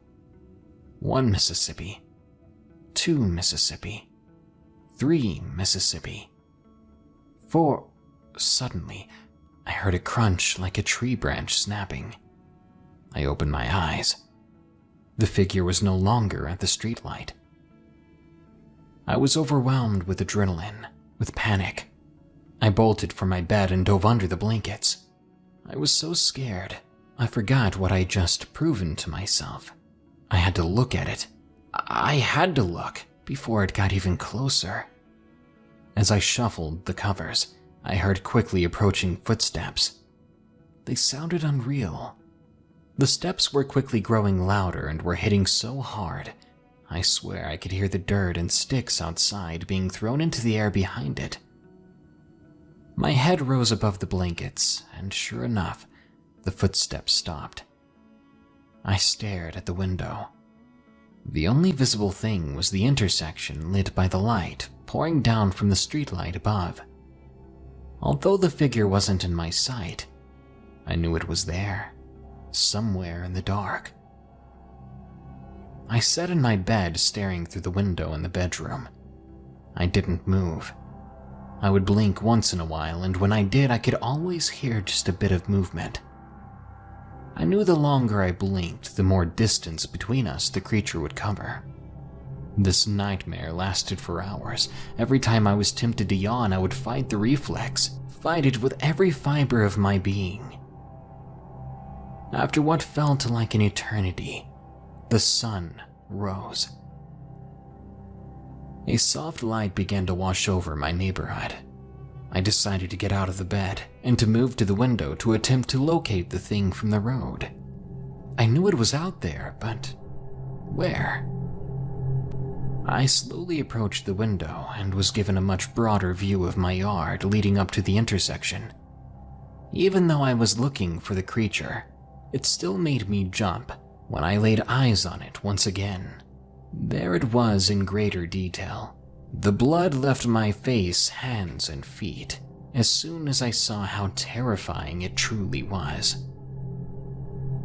The thing was in a paused motion. Must have been about 7 feet tall and was perched on one leg as if frozen mid-stride.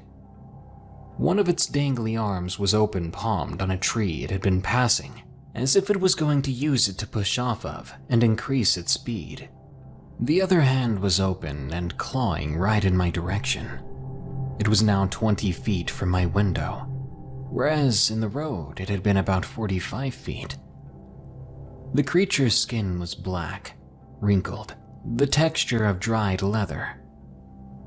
Other areas of its body were made up of random patches of black mangled fur. It was tall and gangly and unbelievably skinny. The creature looked as if it had been malnourished, starving and desperate, and its sights were set right on me. Every time I moved even slightly, I noticed its breathing would intensify. It was excited, as if any moment I would turn and lose eye contact with it, and it could continue its hunt, its rampage towards me. I remembered its piercing eyes and decided to look at them in the small glimpse of daylight I now had. As I lifted my gaze towards its head, the streetlight suddenly flickered. The sunrise was causing the light sensor to diminish the power to the bulb, and it was shutting off. I was tired and not thinking when I flashed my eyes to the light, which I noticed had just went out. My eyes hit the streetlight. The light went out, and I then heard a low growling coming from that creature. The noise it emitted was low and scratchy, and it sent shivers down my spine. I quickly relocated my eyes back toward the creature, and it was gone. I didn't move for quite some time. The creature had vanished, but the last time that happened, it had covered nearly 25 feet in a matter of seconds, so my guard was up. I scanned the yard intensely. I was shaking. I could feel the cool morning breeze hit my cold, sweat-covered body. Minutes had passed and still no change to the absence of the being. A car passed through the intersection. I hadn't even noticed if cars had passed at all since the thing appeared. I still couldn't find it. I was unsure that the thing had vanished at all. Then there was a beep, beep, beeping. I jumped and shot my head around so as to evaluate the sudden noise in my room. It was just my alarm. I threw my head back toward the window. There was still no sign of it. Had the creature finally disappeared? Was it unable to be in the daylight? It vanished as the streetlight went out, so it must be gone. Maybe it can only pound. There was a knocking at my door. I gasped. Turn off your alarm. Ugh, it's annoying. Come on, dude. It was just my brother. I sighed with relief and mouthed an almost silent, "Yeah, sorry." Knowing that someone else was within reach, I felt that I could take my eyes off the yard, so I turned to silence my alarm. I felt uneasy. I felt alone and unsure. I sat in bed and covered myself, attempting to regain composure. The day went by, but many questions clouded my head. Was I going to see it again? Could anyone else see it? I told my brother what happened and he just chuckled at me. Same reaction from my parents too. Their conclusion was that I had a vivid imagination, so no more scary movies or I'd have more nightmares. This was my situation to handle on my own. To my dismay, it was under the streetlight multiple times after that night. Sometimes it didn't show, but that didn't mean I was just going to bed like nothing happened. I mean, there was no instruction manual to this thing. All I knew was I had to stare at it, blink sparingly, and under no circumstances nod off. I made that mistake once and it nearly cost me my life. After a few nights of this, I had a good system going. I would blink about 20 times per hour, so by sunrise, it would only have made it a few steps, which at that point was only the beginning of the lawn. The system worked so well that I became bored. Boredom led to drowsiness. One night, I repeated what I'd done most every night for a couple of weeks. I didn't even remember shutting my eyes, though. I only recall jumping awake to the sound of the screen bursting off the window. My eyes met the creature as it was now frozen in place. One foot on the bottom of my window, and a hand at either side of it, as if it were ready to launch itself at me. Its breathing changed from fast and frantic to slow inhales and exhales, calm, like it was sure it would finally get to me. Huge gnarled teeth and unblinking white eyes had expressed anger and yearning. I stared for the remaining hours, and once that sunrise hit, it vanished once again. This nightmare lasted about a month, and then it just stopped showing up entirely.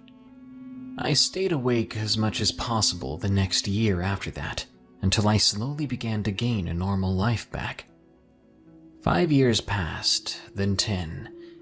Now I'm 32, sitting at my desk writing this post at about 6:30 a.m., with a cold cup of tea to keep me company. I'm submitting this experience everywhere I can, in an attempt to reach out to someone who may have been this thing. I need to know if others are seeing what I'm seeing, and if they have any answers for me. I'm asking because I think it's back. Last night, it managed to climb up 4 stories to my apartment's balcony. I accidentally spotted it on my way back from the kitchen with a hot cup of tea. It was only just getting its other leg over the railing outside the sliding door. That freaking look on its face, it almost had me. If you know what this is, comment below, because I don't think I can do this again. Camping with Anna, from Anonymous. I experienced something in the summer of 2013 that still haunts me and continues to make me question my sanity. My girlfriend Anna and I had decided to go camping as a last farewell to summer and to get some alone time. She'd be going back to college soon after, and I wouldn't see her as often. We'd been together for over 2 years then, and I was completely head over heels for her. I was even thinking about asking her the question. So on a weekend in early August, I packed up my camping gear, driving 45 minutes away to the park we often frequented. It was a nice park, thick with trees and wildlife, along with a small creek running through it. We knew the area well, since my friends and family had camped there since childhood. I sent a text to Anna after parking my car, letting her know that I'd made it, and I'd set up camp in our favorite spot.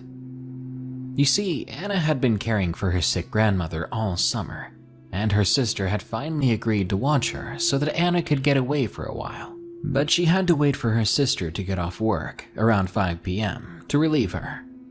To save time, I'd volunteered to go ahead and set things up.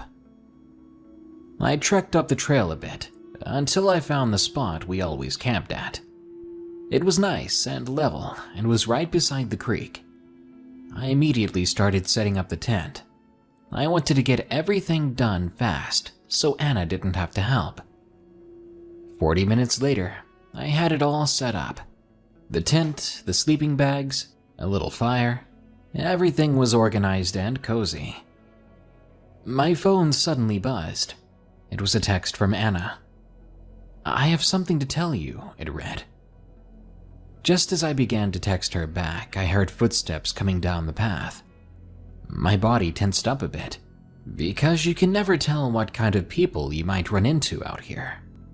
We had on a number of occasions met with a few drunks and the occasional rowdy teenager out here, but I soon relaxed as I saw Anna step out from behind the trees with a big grin on her face.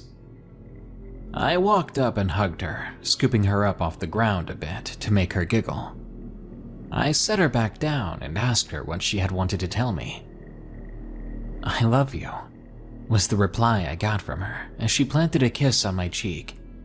Her voice, though, it sounded different, and her lips were chillingly cold. I asked her if she felt sick. She simply shrugged off the question and went to check out our campsite. I gave her a brief tour before I set about cooking the dinner. I made us each one of those prepackaged camping meals that you add hot water to. It was pasta Alfredo, and I opened a bottle of red wine to go with it. We sat around the fire, eating, while I tried my best to entertain her with some funny stories. The sun was setting, and I was having a great time. I watched the shadows dance off of her and the surrounding trees. I listened to the gentle motion of the nearby creek. The daylight was almost gone when she said she was cold. I mentioned she could go in the tent to warm up while I cleaned up from dinner. She made her way inside, but not before giving me a smile and another freezing cold kiss. I was starting to get worried about her. I wondered if she was getting sick, but I didn't want to nag her, so I didn't say anything. I busied myself with cleaning up our dinner, and it was then that I found Anna's plate of food that she had set off to the side on the ground. She hadn't even touched it. I also found her glass of wine nearby, tipped out onto the grass. This wasn't like her at all. That girl loved food, and that particular wine was her favorite. At this point, I was more than a little worried, so I headed into the tent to ask her if she was feeling sick, and to suggest that we pack up and get a motel for the night. But when I unzipped the tent and crawled in, I found her sound asleep in her sleeping bag. I contemplated waking her up so we could leave, but she looked so relaxed that I decided against it. I went back outside and finished cleaning up camp, putting out the fire before I laid down next to her in my own sleeping bag. I had had a bit too much wine, and I fell asleep quickly. Morning came soon enough and filled the tent with a soft glow as I listened to the birds singing outside. Anna was still sound asleep, so I decided to get up and start some breakfast.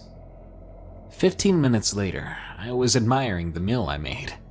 Well, as much as one can admire slightly runny scrambled eggs from a pouch. I poked my head back into the tent to tell Anna that breakfast was ready, but that's when things got even weirder. Anna wasn't there. I didn't think it was likely that she could have left the tent without me seeing her, but maybe she had done so while my back was turned. I waited for a bit, figuring she stepped out when nature called. But 15 minutes passed, and I was starting to get worried. I walked to the edge of the campsite and called out for her, but there was no response. I walked to the trail and called out her name as I walked up and down the path each way, but still nothing. I went back to the campsite and checked the tent, but it was still empty. I searched for her belongings, but that's when I realized she hadn't brought a thing with her. I couldn't even remember her checking her phone last night, which she was in the habit of doing. She always checked her phone, always brought it with her in case her grandma needed her. That's when I grabbed my phone and decided to text her.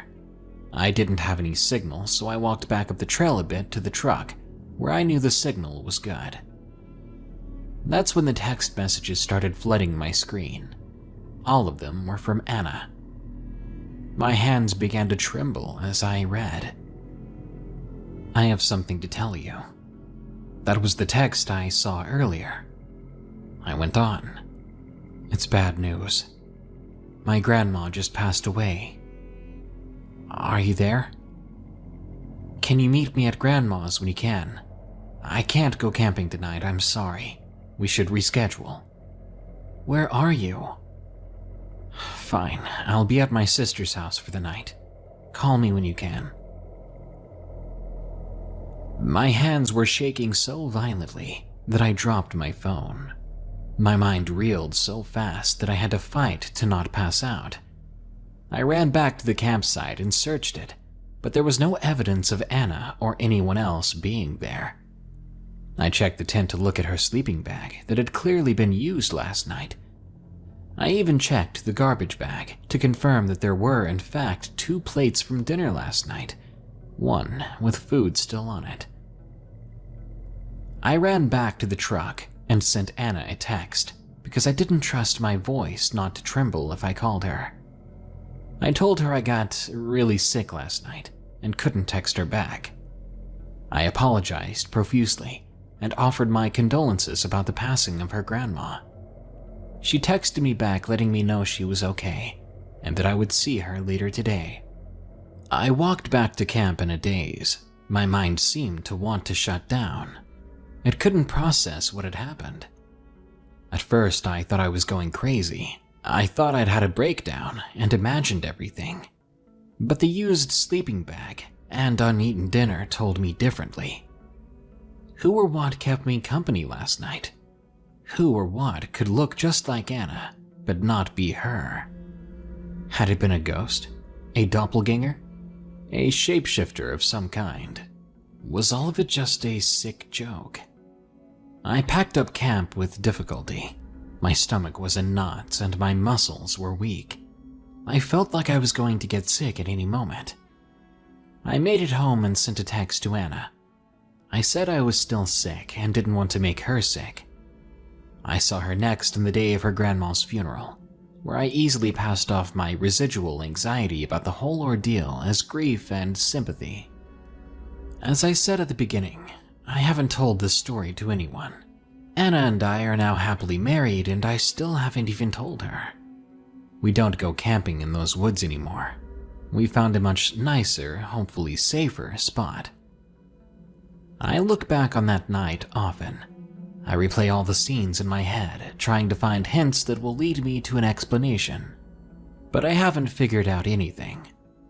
I still only know one thing.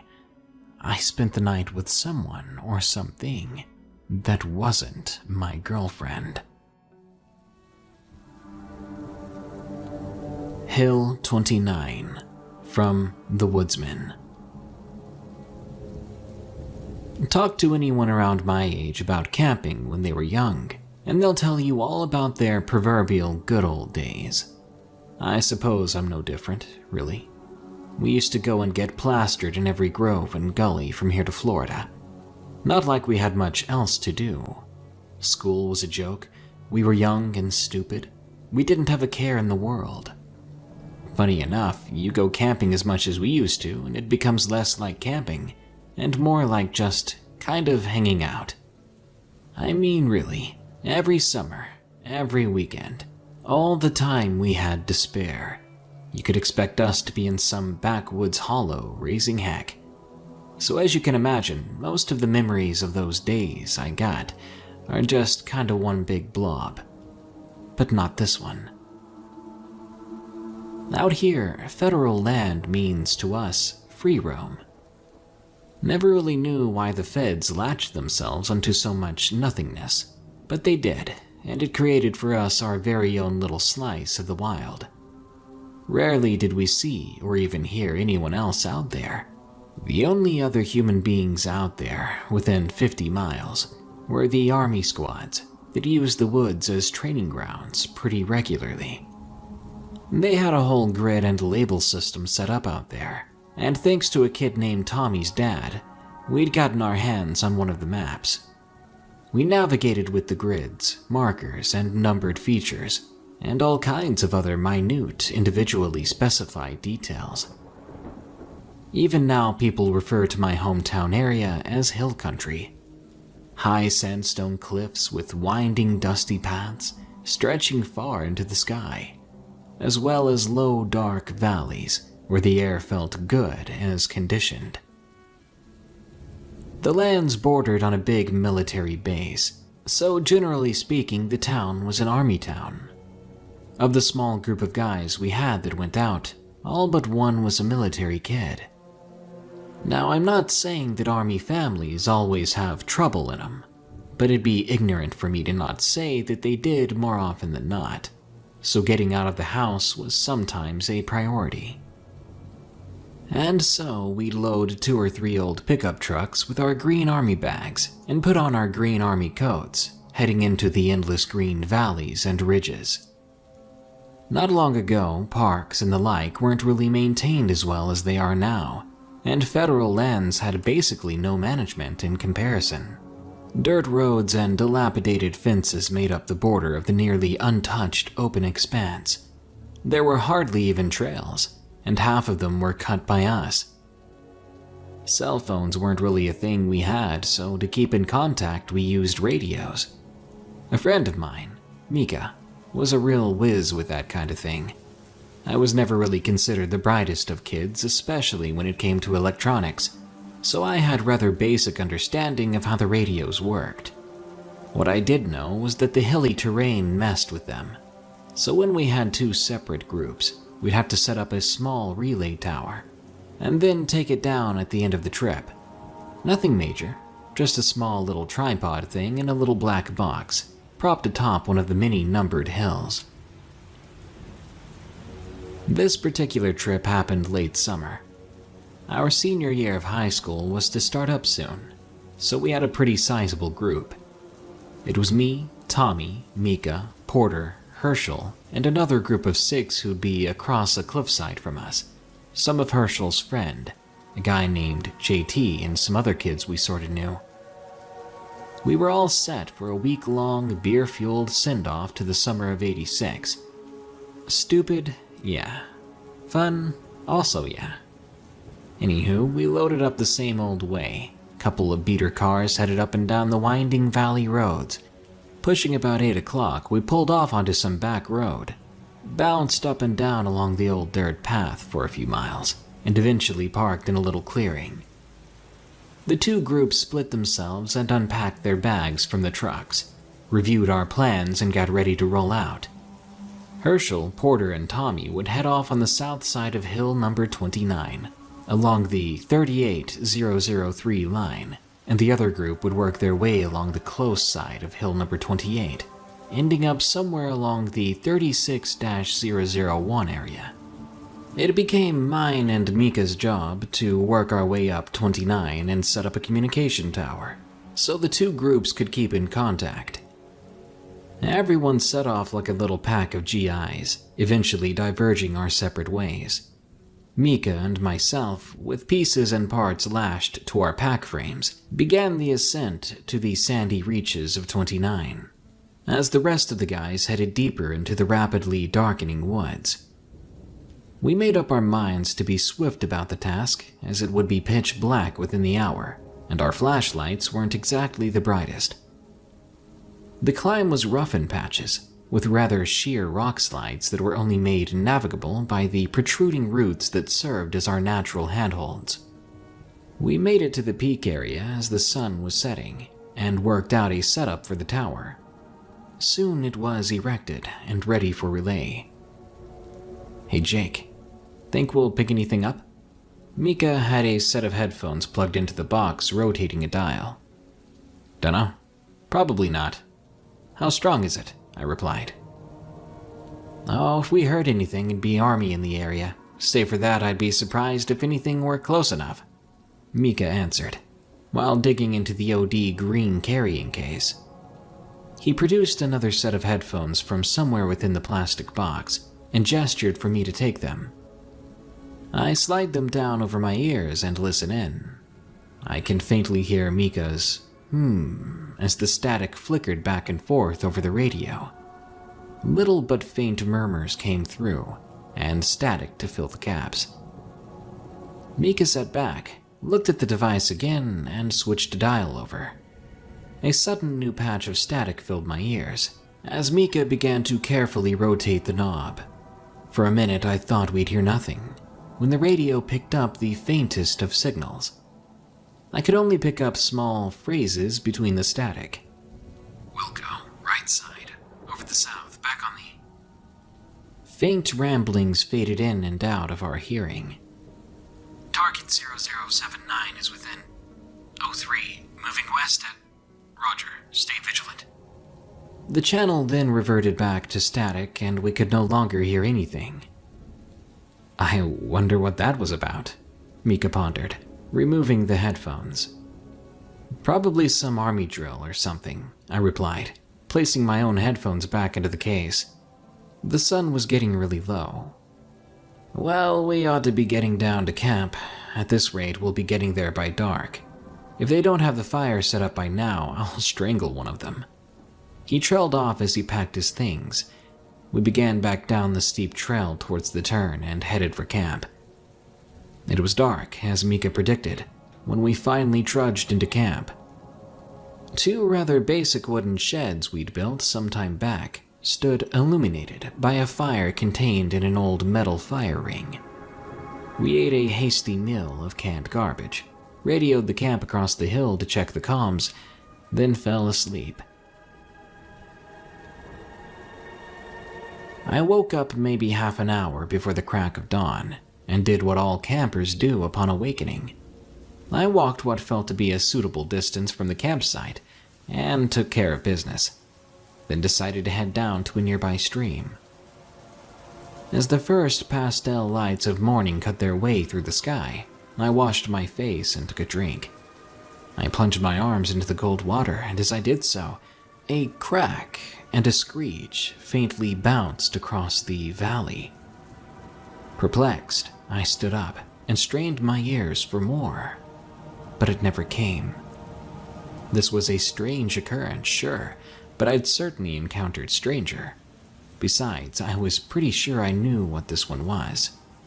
If you've never heard a cougar scream, well, I'll say that I can understand why the old settlers told stories of monsters in the hills. I made my way back to camp and began to throw some more logs onto the fire. Soon the crackling of flames eating away at dry logs awoke the guys. Within a few minutes, the camp was full of life. Herschel and Tommy were frying up some bacon over the fire. Mika and Porter collected wood, and I busied myself cleaning one of the 2 hunting rifles we brought. The rifle itself was Porter's, or rather his dad's. A rugged old bolt-action chambered in .308 with a short nondescript scope set atop. The other rifle, Tommy's, was a touch newer, a sleek, slender .22 made for small things, squirrels and the like. For today, we'd planned a short hunt, as it may just be the only full day when we weren't drunk or hungover. After sitting down to eat our breakfast, and some messing around with each other, we loaded up our packs, then set off with either rifle or binoculars in hand.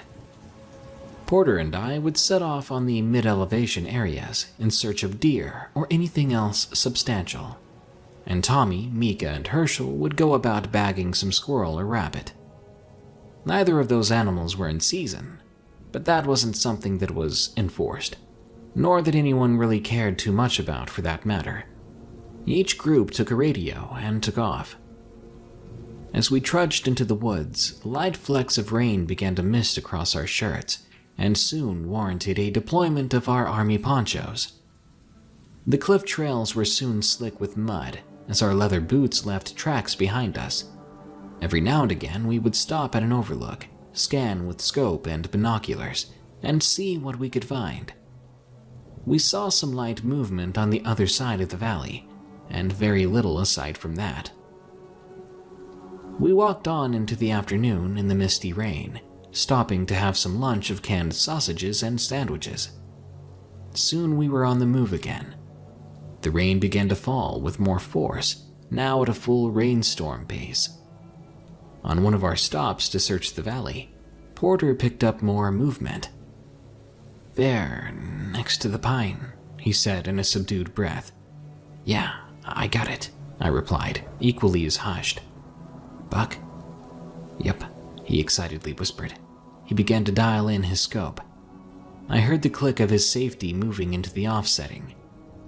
A shot suddenly cracked through the valley, followed by 3 more in rapid succession. The deer raised its head, turned for an instant, and took off into the woods. "Dang it!" exclaimed Porter, lowering the rifle. "Ugh, Tommy. Why'd we give him the rifle again?" he said with a disappointed chuckle. "Never was a good shot. Surprised he got more than one in, though." He trailed off. "I don't know. Something seems a little weird about that. Let me radio in," and my words were cut short by a burst of noise from the radio in my hand. "Porter? Jake? The heck did you find that took 4 shots to take down?" garbled out of the black box. Porter and I exchanged a brief, "Wait, what?" look before I pressed the button and raised the comm to reply. We were just about to ask you the same thing." A moment passed with no reply. "This rain is real bad. The radio cut out abruptly. "Mika?" I asked into it. "Radio check, do you copy?" No response. "Well, dang," Porter said aloud. "What do you think we should do now?" "The weather's too bad to stick around. I think they'll think the same and head back to camp," I replied. "Probably not a bad idea. Let's get moving," Porter said, flicking his safety back on and sliding 2 caps onto the scope. The sound I heard at dawn rang out from the same vicinity of the shots. "Huh," I said, confused. "I heard that same sound this morning." "Mountain lion?" Porter theorized. "I guess," I replied. "Creepy things, huh?" Porter nodded in agreement, but I could tell something didn't sit right with either of us. Nevertheless, we began the trek towards camp, winding down the slick, twisted face of the rocks. Our packs grew heavier and the sun crept lower by the step. We made haste towards the campsite and arrived at around 5 p.m. Porter and I took refuge in one of the old Adirondack shelters around what remained of the morning's campfire. We sat our now damp packs down, hung up our rain gear, and changed clothes. We sat down in the back of the shelters and waited for the rest of the folks to arrive. An hour passed by, and both myself and Porter began to get anxious.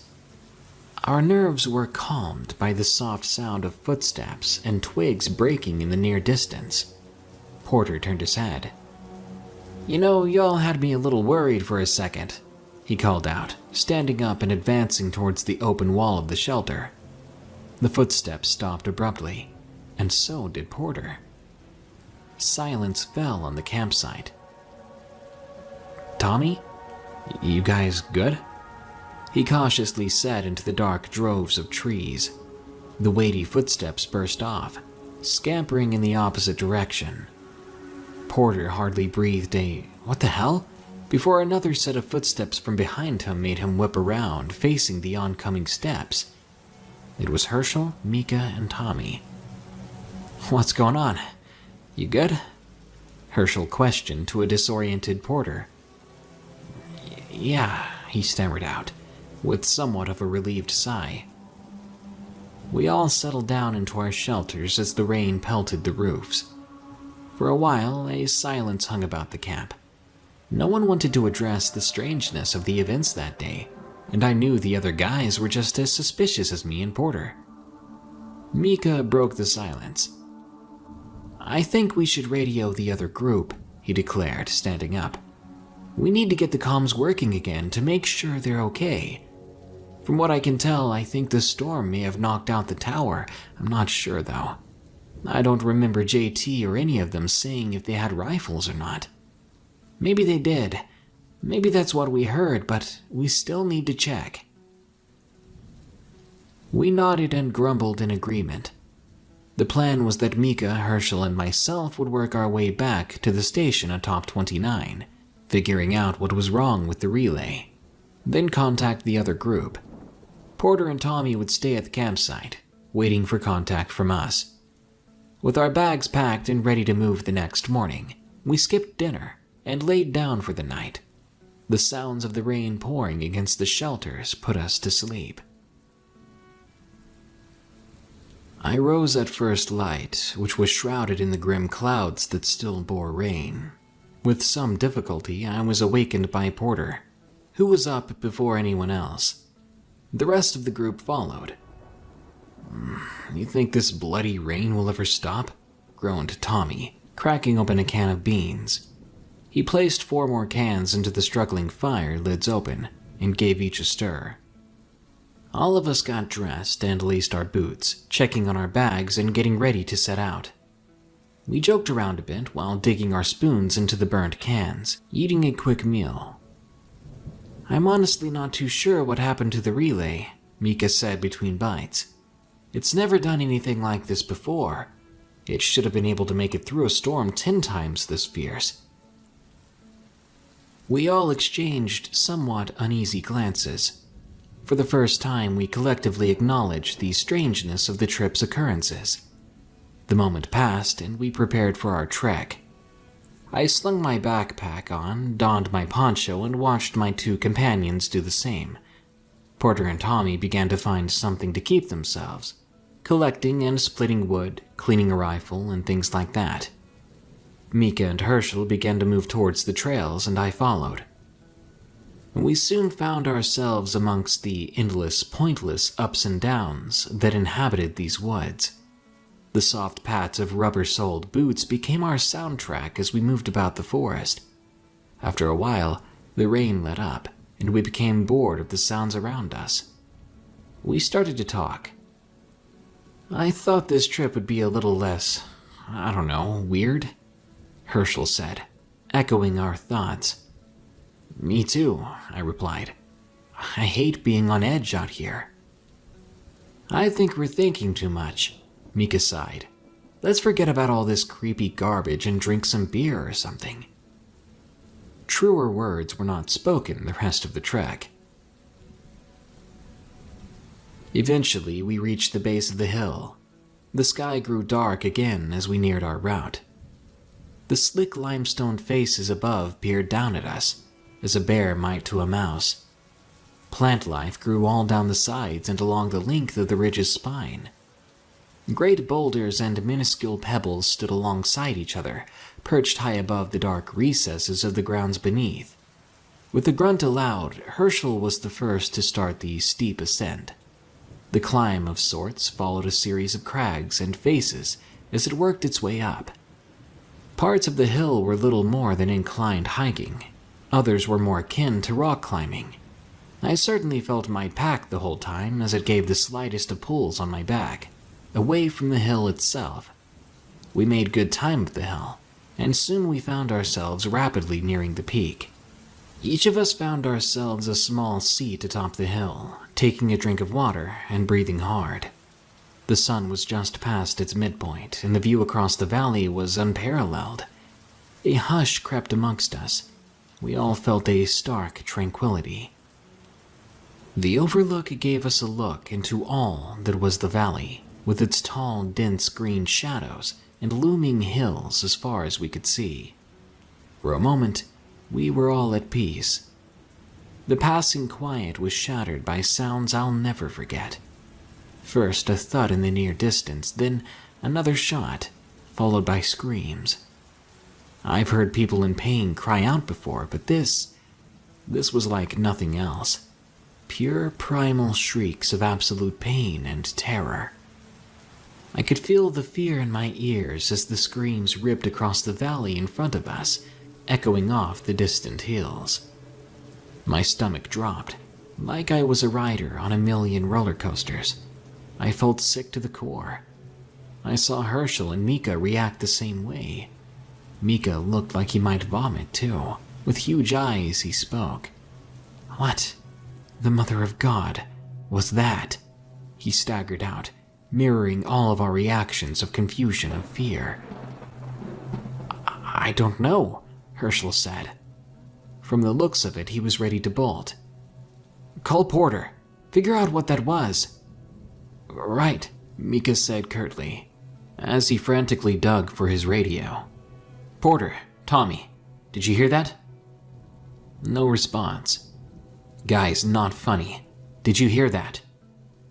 Mika was beginning to panic. Silence. Did you hear that?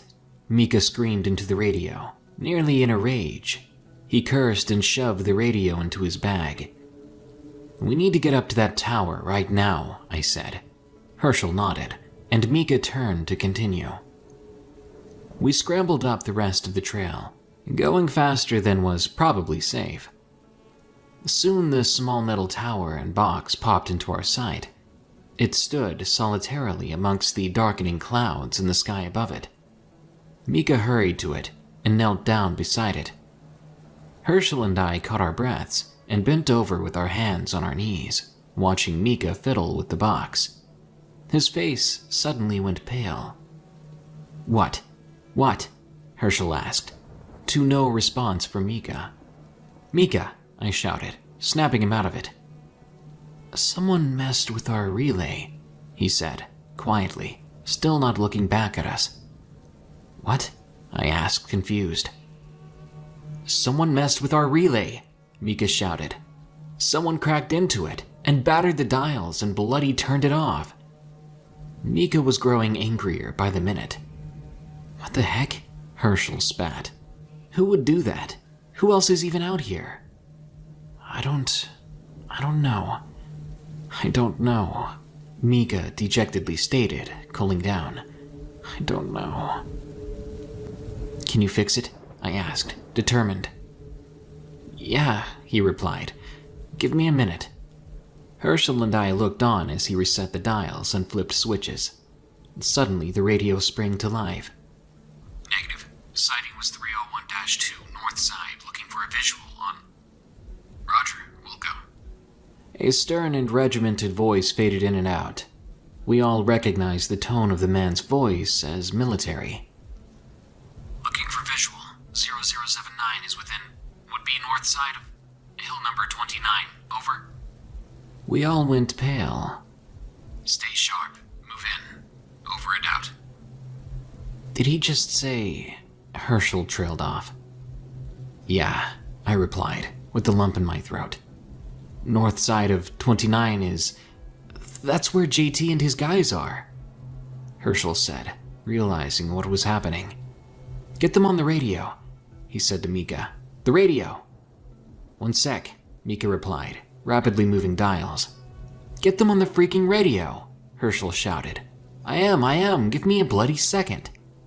Mika lashed out, turning dials with more urgency. He whipped out his radio. Hey, JT, whoever has the radio, this is Mika. What the heck was that? An indistinguishable garble flooded the radio.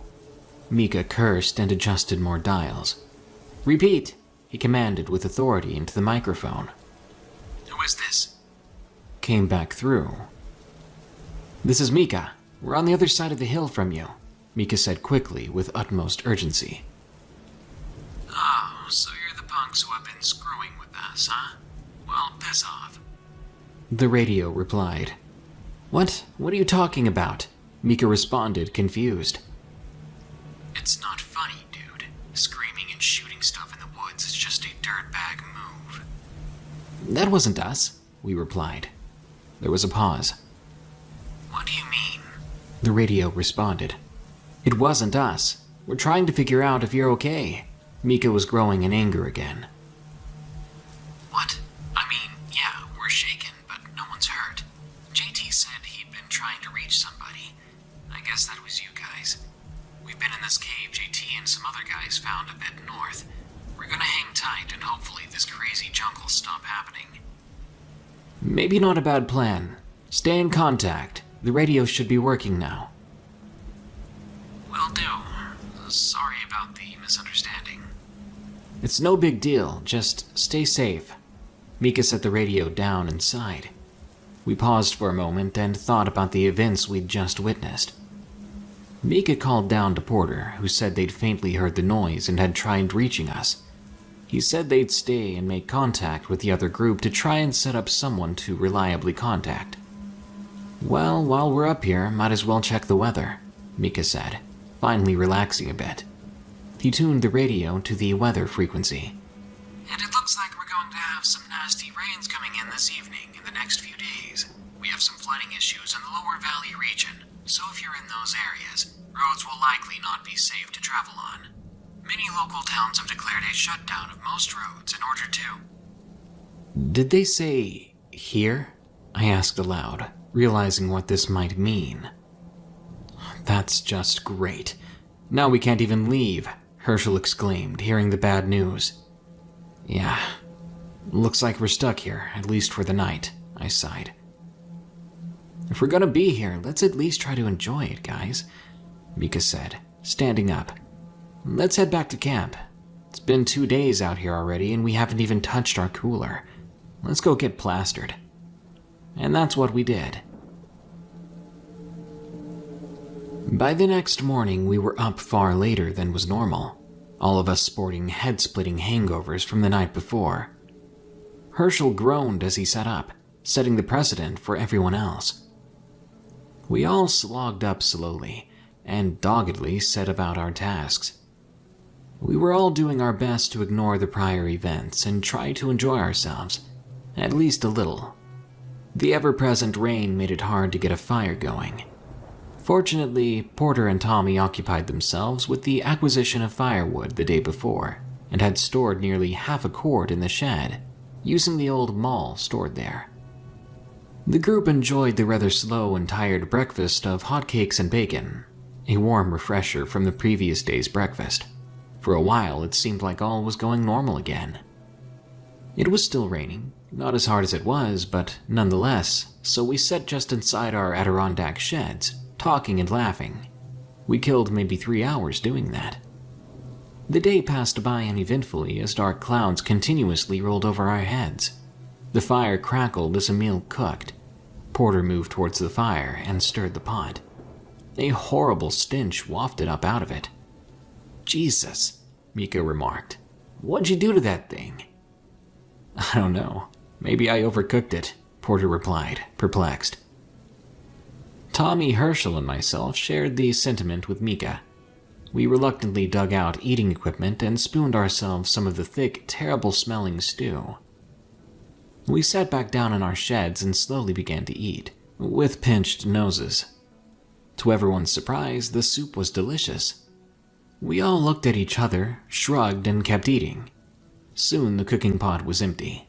We cleaned our bowls and equipment only to find that the smell persisted. Confused, Herschel spoke out. What is that smell? It's awful, he said in disgust. It's not one of you? Tommy jabbed. No, I don't think so, I said, holding my nose. We tried to play it off, to ignore it, but it was to no avail. A few moments passed as our resolve to continue disregarding the stench that invaded our nostrils faded gradually, and Herschel was the first to crack. Hell with this. What is the friggin' smell? He blurted out. You're right, I can't stand it. We gotta find whatever that is and chuck it off a cliff or something, I replied in utter agreeance. We fanned out and began searching, checking around the site until Porter called out in surprise. Hey, guys, you ought to come look at this. Porter's accented voice faded out as we rushed over to see what he was looking at.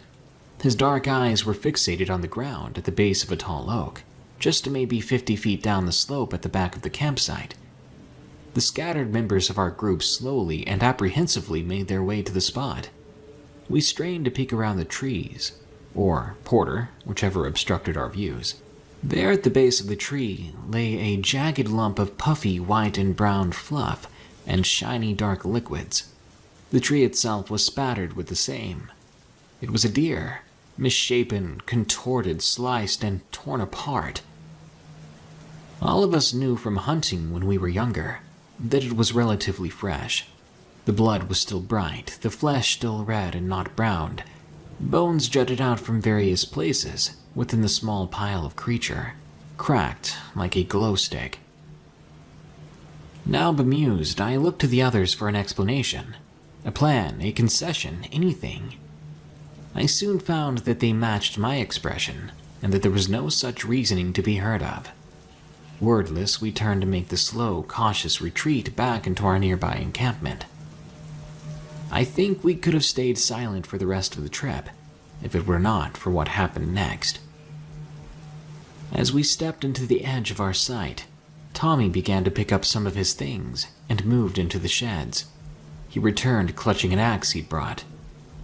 The rest of us gave but a mere concerned look before inevitably coming to the same conclusion that he'd reached before us. That being, we weren't alone out here. As if a stage cue had been issued, the situation immediately escalated. Behind myself, there was a crack of a stick. Everyone's heads, including mine, snapped backwards to see what had made the faint, nearly inaudible noise at the edge of the tree line. We held our breaths and waited for another noise. Nothing, at first, then something.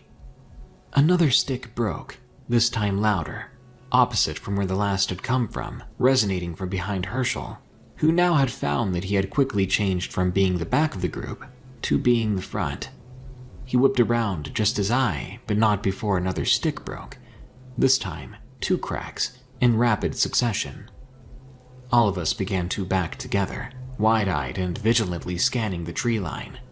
I noticed Porter make a slow, methodical shuffle to his shed and returned with the deer rifle. He began to raise it, pointing in the direction of the most recent tracks. I saw Mika do the same with the .22 and suddenly felt naked of defense myself. I drew out my knife and I held it out, as if it would be a deterrent for whoever was encircling us, to whatever was encircling us. Mika dialed in the rifle, preparing a shot at seemingly nothing. He never got the chance. A shadow, a cloud, a lump of darkness flashed through my vision, blurted out of the trees, and backed in like a dog running a competition. Tommy, nearest the movement, swore and fell backwards, scrambling to get away. In his panic, the axe in his hand slipped, careening into his lower left calf and slicing into him. He cried out in pain, and I rushed to him as Mika and Porter swung around, rifles raised, like sentries on a shift. Tommy was cut bad. The bit of axe had dug about 2 or 3 inches into his leg, revealing the dark, reddish matter beneath. I made for my bag, retrieved the first aid kit, and fumbled it on the way back to Tommy, who now was wincing repeatedly. I quickly moved to start applying gauze, and Tommy bit down on a stick he had placed in his mouth. Mika and Porter were shouting to each other, but what exactly, I could not tell. I was focused on Tommy, and finishing applying the antiseptic liquids I was pouring onto a rag. I began to cover the wound, when out of the corner of my vision, I saw Porter raise his rifle. A dreadful quiet fell over us as Porter aimed towards where he last saw the looming dark mass. A moment passed, a mere second that felt like an eternity. The silence was shattered by 2 deafening booms in rapid succession. Booms that made my ears ring. The dark shadow appeared once more, this time fleeing. The heavy and steady pattering thump of footfalls returned deep into the woods once more, and as they faded away, the whole encampment faded to silence for yet another time. It seemed now that all of these significant events of which we experienced were marked by a silence, a quiet of some kind. We all got up and looked around, as if we hadn't really seen any of it, as if we'd all just imagined everything. But now things were different. It was no longer this sort of unrealized game of cat and mouse. Now we knew what we were into. Now we knew that we weren't just seeing things. Now it was us and them. We all realized this as we set about solemnly patching up Tommy and packing our bags. The rain and the flooding, it couldn't have been that bad. We had to get out. We all sat down back at our propped logs near the fire that was now smoldering. "We gotta go," Mika said, voicing all of our thoughts. Tommy, Porter, Herschel, and I mumbled in agreement. "But we can't try in the dark," Porter said, sounding just as apprehensive as we all felt. "We have to. What the hell are we gonna do if that thing comes back?" Herschel blurted. We shuddered at the first mention of the creature we'd seen since it happened, as if somehow speaking of it gave it life and made it reality. "Herschel, you know we can't. You know with all the hills and slopes and crap we just plain can't make it through in the dark." Porter pressed on. "I know, I'm just... Hell, man, we're in a shaky spot right now. And... He trailed off. We knew that Porter was right. We'd have to stay one more night. That didn't stop us from completely mobilizing as the sun set, though. By the time darkness descended upon the site, we'd gathered enough firewood to light up almost 50 feet around us in all directions, and had packs lined up, completely packed, save for our sleeping bags, which lashed onto the outside. We divided up shifts. Porter would start at 9 p.m. and go until midnight, standing watch with a rifle. Porter would wake Mika, who took 12 to 2 a.m., followed by Herschel at 2 to 4, and eventually me, from 4 to sunrise. Tommy needed rest and heal from his leg. The sun was getting low, so we retreated to our shelters, grabbing some additional firewood on the way. Porter examined his rifle, rubbed a mark off the barrel, and chambered around. He sat down onto his upturned log, sighed, and pulled his hat lower. "You good to go?" Mika inquired. "Yeah, I'll wake you up in 3, he replied, clearly shaky. "Good luck, man. Don't hesitate to get us all up if you need us," Mika finished after a bit.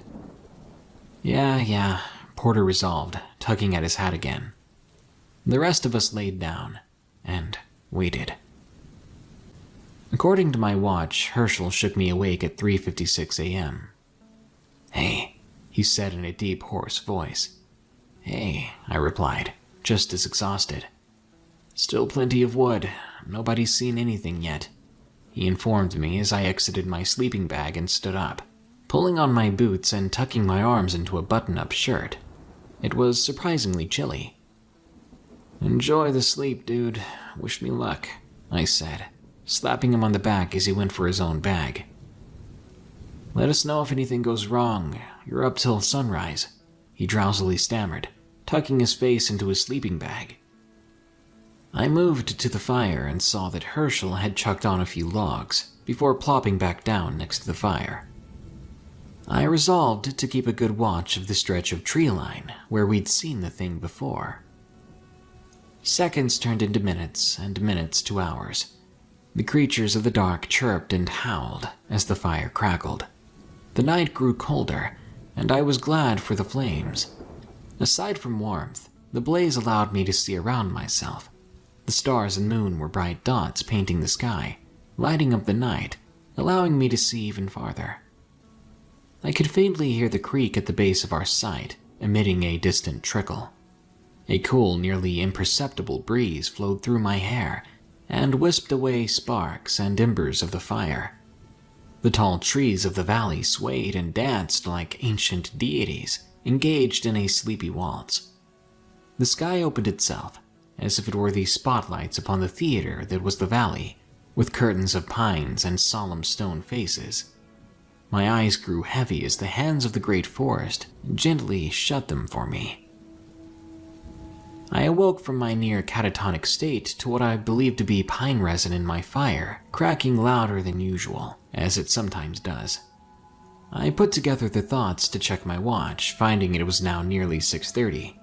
The sky was beginning to light up. The fire pumped loudly again, but something was off. It took me a minute to realize that the fire behind me was not giving off much light anymore, nor was I being warmed. I turned to face it. It was smoldering nearly out. I murmured an expletive and tossed on a few new logs. Soon the fire was going again. I was about to drift off again before my brain finally realized what felt so wrong. How did the fire pop so loudly, if it was out? With impeccable timing, another pop rang out. Fully awake, I placed it as a distant noise. It was a gunshot. No, I spoke softly to myself, beginning to realize what was happening. That ear-rending scream I knew all too well boomed through the valley again. My stomach sank. I felt like a kid who was about to be sick on a county fair ride. I stood alone, listening still. Another shorter groan echoed again and snapped me out of it. I turned toward the shed. "Guys, hey guys," I yelled, panicking. There was stirring in the shelters. What? Mika said, standing up. "Listen," I demanded, frantically gesturing to the distance. The four others, now plenty awake, listened intently. There was nothing. They looked at me confused. In the distance, there were shots and screams. I exasperatedly stated, just as Herschel gave a bemused, "Huh?" The screech was back, followed by 2 more shots. They turned to me wide-eyed. "Ah, hell, JT," Herschel said. "Radio. Get them on the radio." Mika frantically went for his pack. He produced the radio and flicked it on fast. "JT, Group 2, anyone, come in. This is Mika, come in," he shouted. No response. He tried again, but to no avail. Everyone swore. "Bags. Get your bags. We gotta go help," I commanded, sounding far more confident in my choice of words than I really was. No one replied, instead heading for their packs and quickly lacing their boots. Porter helped Tommy up, and after talking, I assumed they determined Tommy was well enough to walk. We took off, quickly kicking the fire out as much as we could in about 30 seconds, clicked on our dim lights, and prayed that between that and the slowly rising sun, we would have enough to make our way there. Mika tried over and over to reach Group 2 by radio. We walked into the solemn woods once more, rapidly approaching Hill 29. When we made it to 29, Mika and myself set up the hill for the 3rd time, leaving the rest to wait with Tommy to let him get some time off his bad leg. This time, though, we knew our route and got up the hill in no time. To our relief, we didn't hear any more sounds from the other camp. On the flip side, Mika still couldn't reach them, so it wasn't just the radio. We recovered the comms equipment, rapidly strapping it to our pack frames. We scrambled back down and set on the trek again. The forest had transformed so much since our walk in. What was our own green heaven was now a shaded nightmare. Our boots were in a strangely uniform cadence as we nearly marched our way up and down the deep hills. The sun was reaching higher and higher in the sky. We clicked our lights off and soon we drew within a few miles of the second encampment. Mika called out loudly. No reply, no surprise there. We descended into the valley down the campsite, and soon we could see the large shapes of the shelters in the afternoon sun. We broke the tree line into the camp's clearing, and what we saw was bizarre. The site was vacant. We called out again, but it truly was vacant. There were loose belongings here and there, a shirt, a water bottle, and even a pocket knife. The shelters were slightly charred, and the remains of what once was a tent was now a few metal poles and shreds of fabric. A lone yellowed note, clearly soaked in rain, was left just inside the shelter under a rock. We tried to make out the words, but what we were able to read was, "We had to leave. Radio won't. Meet back. And something out here." Mika read the mostly unintelligible note. "They're already gone," he concluded. "God, I hope they made it out." Tommy trailed off. "I guess we're on our own now, and we gotta get the heck out of here," Porter said, firmly. We turned and began to mobilize. Porter and myself began to help Tommy up, who was sitting on the ground. "Hey," shouted a gruff, deep voice, startling us all so badly we nearly dropped Tommy. Mika turned, reaching for his .22 and facing whatever it was. As I faced it as well, I was taken aback. A tidy row of about 6 green-clad troopers stood, each clutching weapons. Several were wearing pack frames with pressurized tanks strapped to them, and all kinds of hosing running all over. Others clutched heavy rifles, but all of them were armed to the teeth. They were fanning themselves out and checking around the site like some cheap movie scene. "What are you doing here?" demanded one of the soldiers, stepping forward with his rifle thankfully lowered. We were camping," I replied. "Why'd you bypass all the signs? This place is on lockdown." "What signs?" Tommy inquired.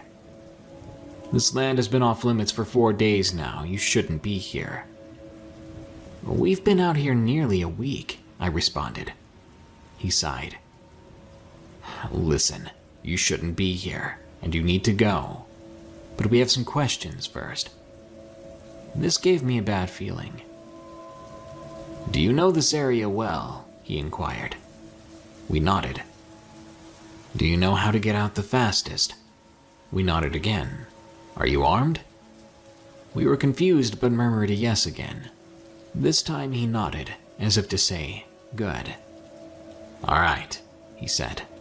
"We're looking for a unit who was sent out on an evasion exercise." I perceived immense mistruth in this excuse. "Have you seen anything for a while?" We knew what they were looking for. "Yeah, that way past the 3rd hill. There's another campsite just like this one. It ran in and out of the trees, there," Mika said, sounding almost irritated. The soldier seemed taken aback when Mika so confidently delivered the answer he wanted. I think he knew that we knew. The soldier sighed again. "I need you all to get out of here now," he commanded sternly but relentingly. "And if you don't want trouble, stay away." My desire for answers was quickly outweighed by my need to get away from this thing in the woods, and looking to the others, they nodded in agreement.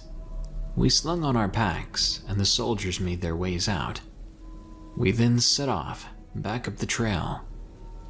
We were going home. The walk out was our final silent checkpoint in the timeline of our bizarre experience. Eventually, the green tunnel developed some holes, and soon we stood next to our truck. We loaded our gear and started it up. Piling in, we talked retrospectively about what we'd seen. I think we all didn't, or couldn't, believe that it all happened, and talking through it made us feel like we could truly think about it. We'd have to track down the other group when we got back, and figure out what they'd seen. We sat for a bit, and eventually we set off for the winding hilly back roads that would lead us back home. As we passed the "Now Leaving" sign, written in plain white dremeled letters, a thin column of black smoke arose from the forest, from right on the other side of hill number 29.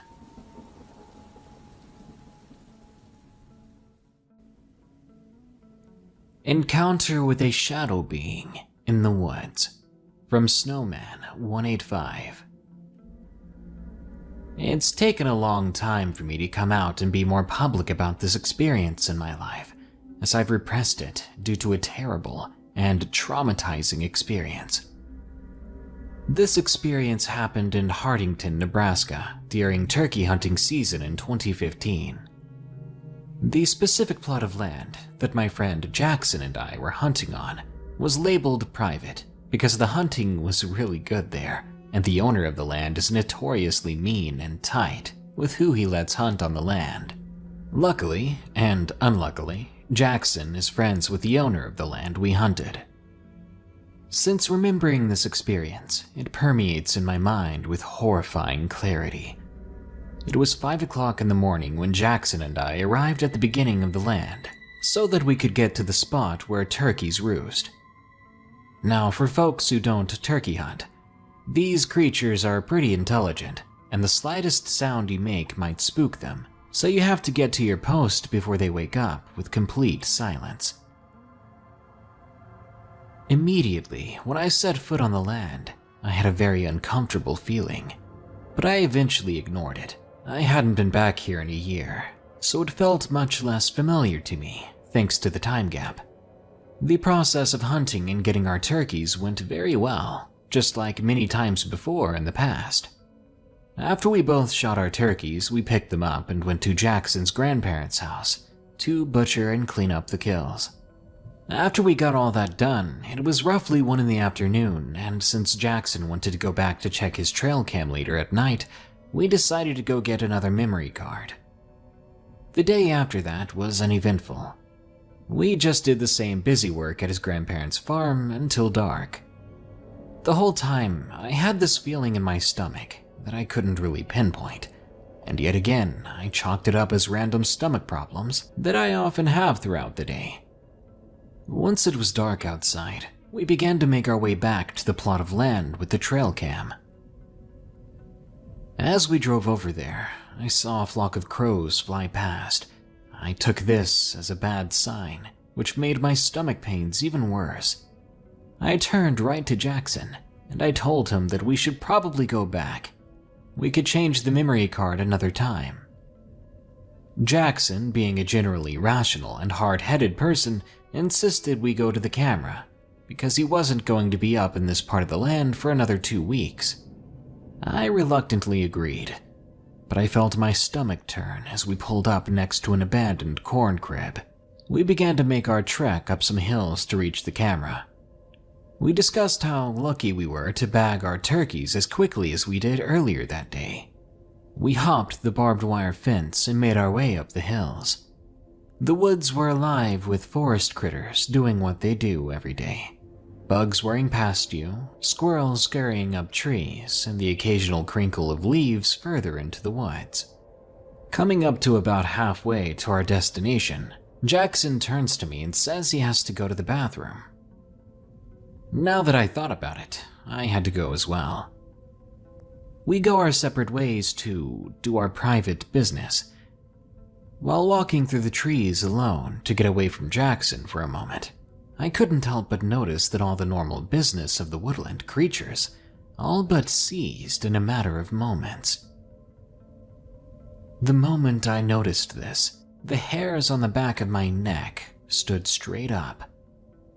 This prompted me to turn around and shout for Jackson to see where he was, to see if he noticed the same thing. I call 3 times at the top of my lungs, but I do not receive a reply. I end up deciding that I'll stop right there where I am, use the bathroom real quick, and speed walk back to Jackson. When I was carefully laying the guns I had on my back to the ground, I heard rustling in the woods to the left of me. I brushed this off as there are many deer in the area at the time of the year. I forgot to add that we both had headlamps with adjustable strengths of light, due to it being nearly pitch black outside. After laying my guns down, I adjusted my lamp to the highest setting for maximum clarity of my environment. While I was adjusting the headlamp, I hear my name being called to the left of me. The way the voice sounded, it's hard to explain. It was like a mix of someone who smokes a pack of cigarettes a day, blended with nails on a chalkboard. Instinctively, I turned to my left, hoping it was Jackson, whose voice may have cracked for whatever reason. He did smoke cigarettes pretty heavily. When I turned, I saw what caused me to repress my memories for so long. I can only explain it as an entity of some kind that measured about 8 feet tall. It was running straight at me when I looked, but the figure was composed of complete darkness, like some sort of animated shadow. Think of the darkest environment you can. Relate that to the color of the figure I was seeing. The scariest part was that while it was running, It was not like any run you could do with 2 legs. Whatever it was doing was more of a scuttle, all the while making absolutely no noise. This is impossible due to there being dead branches and leaves littering the forest floor. When I initially saw this entity coming right at me, it was about 75 yards away, but I blinked once, and the distance instantly shrank to only 25 yards. Staring at this thing running towards me, I noticed that it had no distinguishable features, until it opened what appeared to be a jaw. Inside were hundreds of thin, sharp, needle-like teeth, tips glossed over with what appeared to be a red color, as if it had killed recently. While this thing was doing this, eyes protruded on its body from seemingly nowhere. These eyes were red with a hint of yellow thrown in. Struggling to breathe in my panic, I grabbed the 12-gauge Remington Super Mag, and I fired in its direction 3 shells. My ears rang, and I became briefly deafened. As I shook my head and looked back at the creature, it was still coming, unscathed, but I did notice a blister in the tree behind it. One of the shots that should have hit had gone straight through. I turned and ran, but I knew it would catch me. If something could travel 50 yards in the blink of an eye, I was honestly surprised that I wasn't dead yet. The entire time I ran, I could hear my name in that same voice as before, being called from behind me. At the same time, I began to scream Jackson's name, hoping that he would find me. After a minute or 2, I finally hear him yelling my name to the right. I yelled back at him, but I was already so close to the truck that I just told him to pile in with me. I peeled out, and we left the hunting ground. Jackson had plenty of questions, but I wasn't in the mood to talk for a while. I don't go back to that hunting ground anymore. I'm too afraid to go back to that land, and I wish I had any idea as to what I saw that day, but I don't. Warning: the following story contains written illustrations of dead animals that some viewers may find disturbing. What do the crow feathers mean? From Wicca Boo. Growing up as a little girl in the backwoods of rural eastern Pennsylvania, I learned a lot of things. I learned how to make a fort. I learned what plants I could eat and what to avoid. I learned how to tell what track belonged to which animal. And most importantly, I learned what places I should never go. My earliest memory of the 200 acres of state game land that our property sat in the middle of was something I'll never forget. At the age of around 6 or 7, I can remember that one day that I heard mewing coming from under the porch. When I peered under the wooden steps, I stumbled upon 2 very different cats. My mother came home to find me grass-stained and sitting with a fluffy black and white kitten and a scraggly old gray cat with matted fur. Not until she called my name did I turn to face her with a cut across my face. Right then, she knew that we'd have to name them. So we did. Baby and Scar. I came home every day to play with these cats until my mom decided that we couldn't take care of them both, and my neighbor adopted Baby, the cute little kitten, leaving me stuck with Scar. Scar was a strange cat. As much as I loved and enjoyed him, he of course was not my cat so much as nature's cat. He would always leave me dead things like birds and mice to clean up. Scar knew how to survive and thrive in the woods. He seemed to know every path hiding in the whole game lands. Although Scar, the beast, would wander off always, he never failed to be waiting for me back at home. So of course I was surprised when I got home from school one day, and my lovely Scar was nowhere to be found. I decided, of course, I would find him. I trekked off into the woods past the stream on the property and into dense forest. The trees waved in the slight breeze and the sun shone overhead. Birds chirped and leaves rustled. Despite how distraught I was about possibly losing my beloved little monster of a cat, I was beginning to enjoy myself on this walk. Just as soon as I began humming to myself, I could hear a mewing off in the distance. Of course, that makes so much sense that Scar would know my voice. That's what I thought, so I bolted in the direction of the meow. Soon I found that the sound of my feet crunching the leaves below blocked out the subtle mewing in the distance. I slowed down to realize that I no longer heard my Scar's meows, and I heard absolutely nothing at all. The only noise that was made were my footsteps. The birds had stopped their songs, and the wood's movement from the wind had gone dead still. The sun had now fallen behind some clouds, creating a thin shadow of darkness under the already blackened tree coverage. Due to this silence, my ears sharpened. My other senses seemed to focus too. I looked around, wondering where I was, and if I could even get back. I thought about how my mom must have gotten home by now. She'd be so mad at me for running off in the middle of nowhere before she got home. My eyes focused on a cleared spot in the dense brush.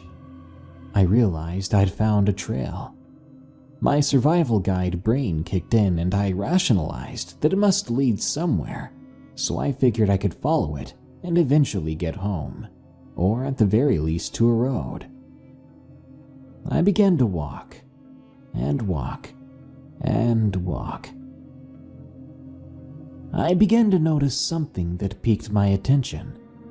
I always kept my eyes at my feet while I walked, because I was a clumsy child, and I was afraid I would trip over a root or twig. So when I was staring at my little boots in the mud and leaves, I began to notice a color that you don't always see in nature. Bright red. I inspected the leaf with the dense red liquid on it, and I knew what it was. I'd seen blood before, as I had scraped my knees pretty bad many times. At first, my mind began racing. Would I find Scar? Would he be dead? No. Just keep walking. Follow the trail. The blood followed the trail too, though. Every step I walked to avoid the drips and drops and splatters. But my little mind was relieved when the blood had feathers instead of cat fur. The shiny black feathers were large and had a green tint to them. I figured at some point I'd find the animal they belonged to, all mangled and no longer living. I was dreading that scene until I had an epiphany. Perhaps my Scar had killed many a small creatures. He'd left a trail of blood up my wooden porch dozens of times, leaving us plenty of little cat presents. This had to be him, had to be my Scar. I raced and dashed among the branches and ferns. Somewhere the blood led, somewhere that my Scar would be. I just knew it. My heart skipped a beat as I stepped and my shoe got stuck under a log, sending me flying forward. I had skidded across the forest floor and my shoe got taken off, still wedged under the log. My arm had hit a rock and it tingled, but I found myself brushing off my clothes and hopping back up. I was okay. I refocused. I was following a trail. A trail. My eyes beated back and forth for the trail, but it was gone. Where had it gone? It was just there. I frantically turned, searching for that familiar crimson color that I'd followed for what must have been miles. But it was gone. I abruptly sat there and cried. I knew it. That was Scar, and I had no hope of finding him. Just as I opened my eyes, wiping tears away, my vision corrected and revealed yet another color that you rarely see in nature. Fluorescent pink. I knew that color, though. It was the one my dad used to mark the trees on our property line. The ones he never got around to cutting down. I knew where to go now. If I just run towards the tree, my house would come into view soon after. So that's what I did. For the last time, I ran overjoyed to be in a familiar place. Just as my driveway came into view, my mother's car was pulling into the parking spot. I ran to her and hugged her with the biggest 6-year-old squeeze. She smiled at me and said, "You're sure happy to see me?"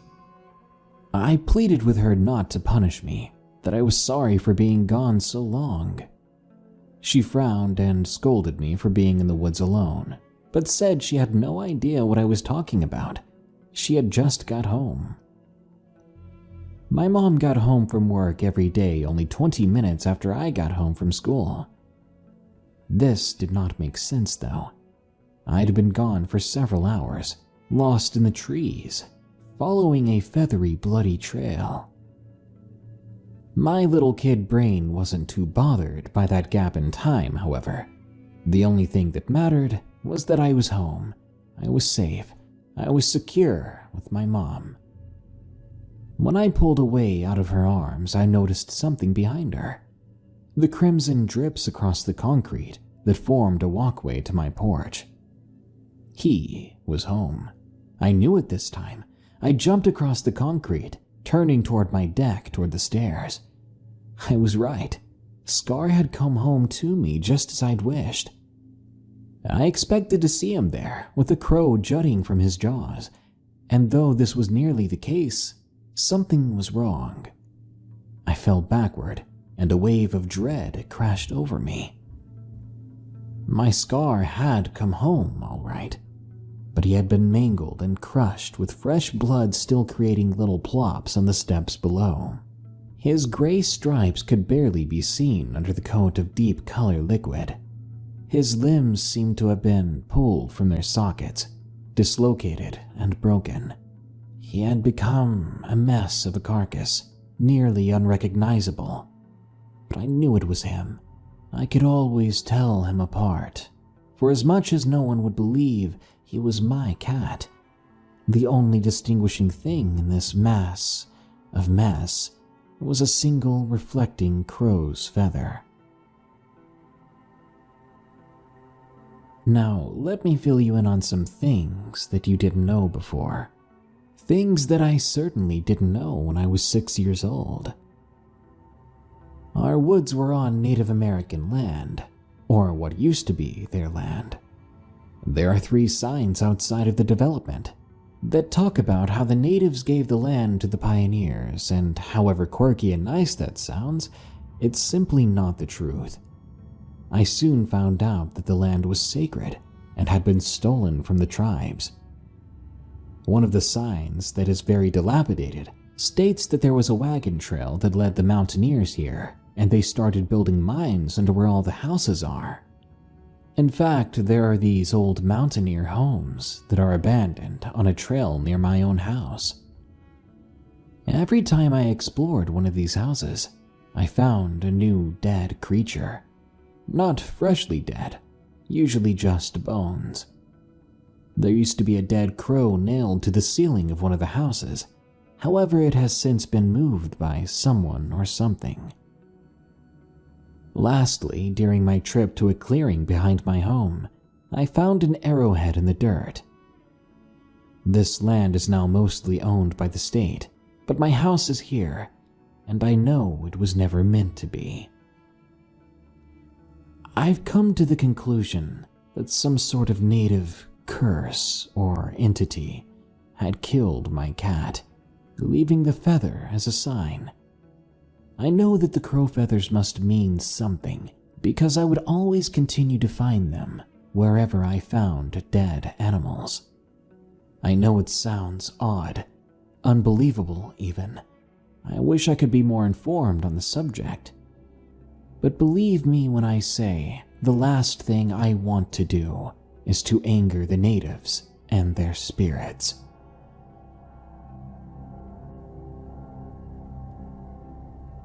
I saw it crawling on my neighbor's roof. From Plague Bacon. These incidents occurred over a period of time when I was younger. However, it was only until recently that I connected the dots. I grew up in Louisiana, right on the outskirts of New Orleans. The city itself has so much history, myths, and intrigue surrounding it that I would be remiss to say that I didn't have other experiences involving spirits and all that, but that's a story for another time. Right after Hurricane Katrina, I was displaced by the storm and ended up staying in Florida for a while. While there, it seemed as though every channel on the news had coverage of the horrific event.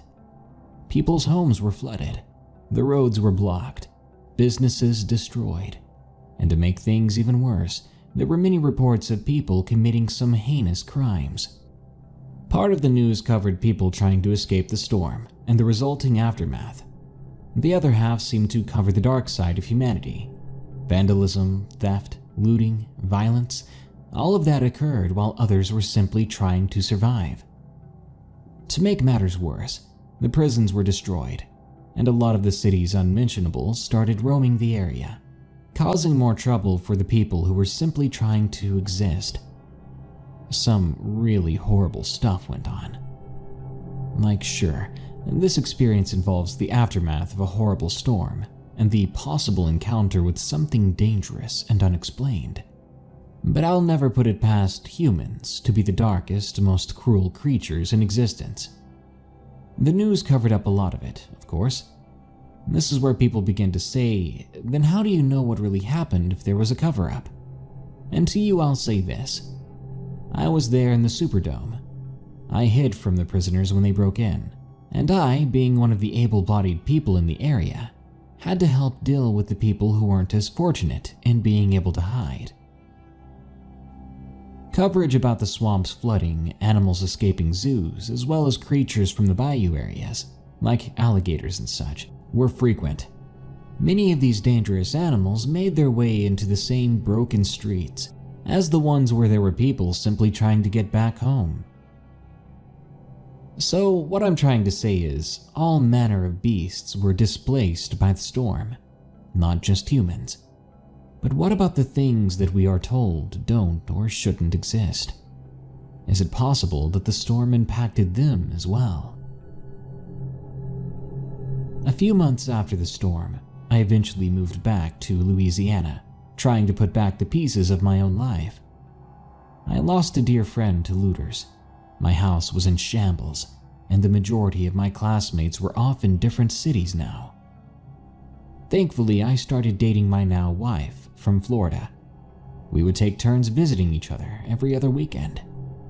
It was a long-distance thing, but we made it work. This is relevant to the story, trust me. One week as I was driving my sister home from the movies, we started talking about lions. She was 13 at the time, and she just got out from seeing the Narnia movie with some friends. We crossed over the small bridge over a canal that led into our subdivision, and as we turned the corner, she said something along the lines of, "And Mr. Tumnus started to play a flute, and..." "Wait, what's Tumnus again?" I asked.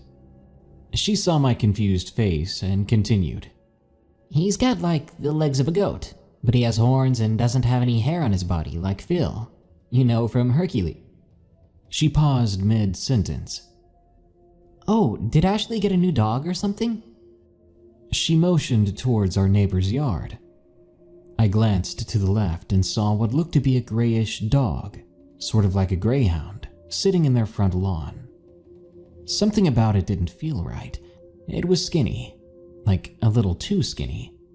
Its muzzle looked to be flat, and its legs were longer than I thought they should be. But I was no dog expert by any means. I didn't think too much about it at the time.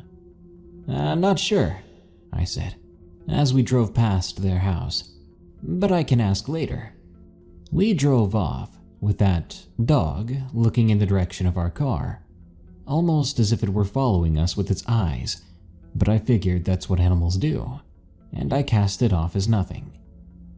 Later on, I would text Ashley about her new creepy puppy, but she had no idea what I was talking about. She said, if anything, it was probably some stray that got a whiff of her dogs. Poor thing was probably malnourished if it was as thin as you described. She told me.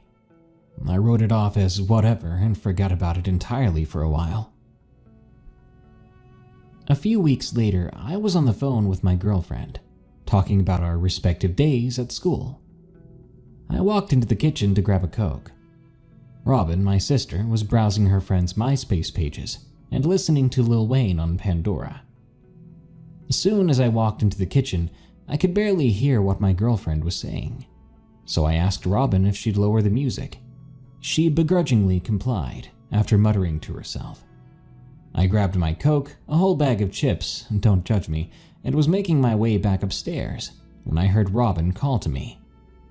"Kuya," she squeaked as I rounded the steps. "What's that?" What do you mean? I heard something outside. I groaned and told my girlfriend to hold on a moment. I went back down into the kitchen to see Robin peeking out through the blinds. "Ooh, that dog is back," she said, closing up the laptop and heading towards the stairs. I'll be in my room. That thing gives me the creeps." Sure enough, there it was, sitting at the edge of our property. Trying to sound tough, I told my girlfriend I was going to go outside to scare it off, and I'd call her back. In reality, I wanted to see the thing up close, bring it some food if it wasn't hostile. However, if it was, I didn't want her to hear me scream like a baby.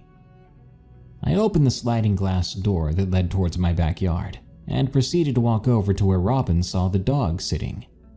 Now, to get an understanding of our backyard, it had a cement patio that connected to the grass, and at the very end of the yard was a canal. We had cement bases for a fence, but due to the hurricane, all work stopped there. As I approached closer, its gaunt silhouette started to make me feel uncomfortable. It did that thing with its eyes that nocturnal animals do when they reflect light. You know, making it look even more unsettling. I took a deep breath and was about to let out a, "Hey boy, you hungry?" But before those words could leave my mouth, it quickly jolted up and turned its head back toward the canal. For some reason, this caused me to freeze. The way it moved was wrong. It let out this moan, maybe it was a growl. Sounded like the combination between a dog's howl and a goat bleating. It was more melodic though, if that makes sense. I saw its eyes flash that eerie glow again as it spun its body around and darted down toward the canal. It was creepy, sure, but once more I wrote it off as whatever. Fast forward another week or so, and one of Ashley's dogs was found dead in her backyard. Now, I didn't see it myself, but from the way she described it, the poor thing was torn to shreds. Pieces of fur scattered all over in what appeared to be a struggle. The general consensus was that a bobcat or some other wildcat had done it, but she wasn't convinced. "But Jocks was a mastiff," she kept repeating. "There's no way some bobcat got to him like that." Now, I know what you're thinking. It's probably related to that thing I saw, right? It was outside of her house that one night, too. I mean, the thought crossed my mind, but I didn't want to bring it up around her. Later that same day, I was sitting on my roof. I would crawl out of my window from the second story and recline on the rooftop that hung over the garage. This gave me a good view of the neighborhood. I was telling my girlfriend about all that had happened so far, how I kept hearing strange sounds at night, and about how Jacques was found dead. I was in the middle of telling her how these sounds have been increasing in occurrence these past few days, when I heard it again, right there. It sounded louder, closer. Before I could ask if she heard it as well, she asked, "What the hell was that?" confirming that she had heard it too. I then proceeded to tell her my theory on how it was connected to the creepy dog. When the weekend came, my girlfriend was in town to visit, so I took her and my sister out to dinner. It was a nice meal: steak, potatoes, soda. The latter is important because none of us had any alcohol during the meal. On the drive home, we were discussing the intricacies surrounding religion and faith, when Robin screamed. She pointed to the roof of a nearby neighbor's house. In my shock, I slammed on the brakes to get a better look. And that's when we saw it. And I mean, really saw it. It was slender, almost to the point of absurdity, and its limbs were outstretched, joints bent in some unnatural posture. It had pale gray fur. Well, not fur actually, it was skin. Its skin was pale gray and stretched extremely tight over its body. It was quite unnerving to look at. I sat there, with a foot on my brake, as I tried to make sense of what it was. My sister screamed, Go! I want to go home! Then the creature froze. Wait, I thought. Did it hear us? No, there's no way it heard us. The creature twitched, turning back to face us, once again hitting me with the eerie glow of its eyes. And then it skittered, like the way a lizard does, body close to the surface, over the other side of the roof, towards their backyard. I quickly called my neighbor as soon as we got home and told him that we saw something on his roof. In an attempt to not sound crazy, I said that it looked to be a huge possum crawling around the second story. His reply shocked me. "Did it look like a monkey?" Wait, what? No, it was... "The wife and I have been seeing this monkey-looking thing hanging in the trees at night. We called animal control and they said it was probably some possum done escaped from a preserve. But I know what a possum looks like, and that thing ain't no possum." I was more than a little confused. I guess. I mean, it looked like a long, skinny dog or something. We just saw it crawl. Yep, that's the one, little man. That's the one. Don't you worry, though, it just sits there staring at nothing. I figure if it means any harm, it would have done so already. He had interrupted me. I guess, I said. Well, I just wanted to let you know. It's pretty weird looking. He laughed. Well, if it come in here, I'll knock it dead and mount it on my wall. And that was the end of that. Fast forward to a few weeks ago, early 2020.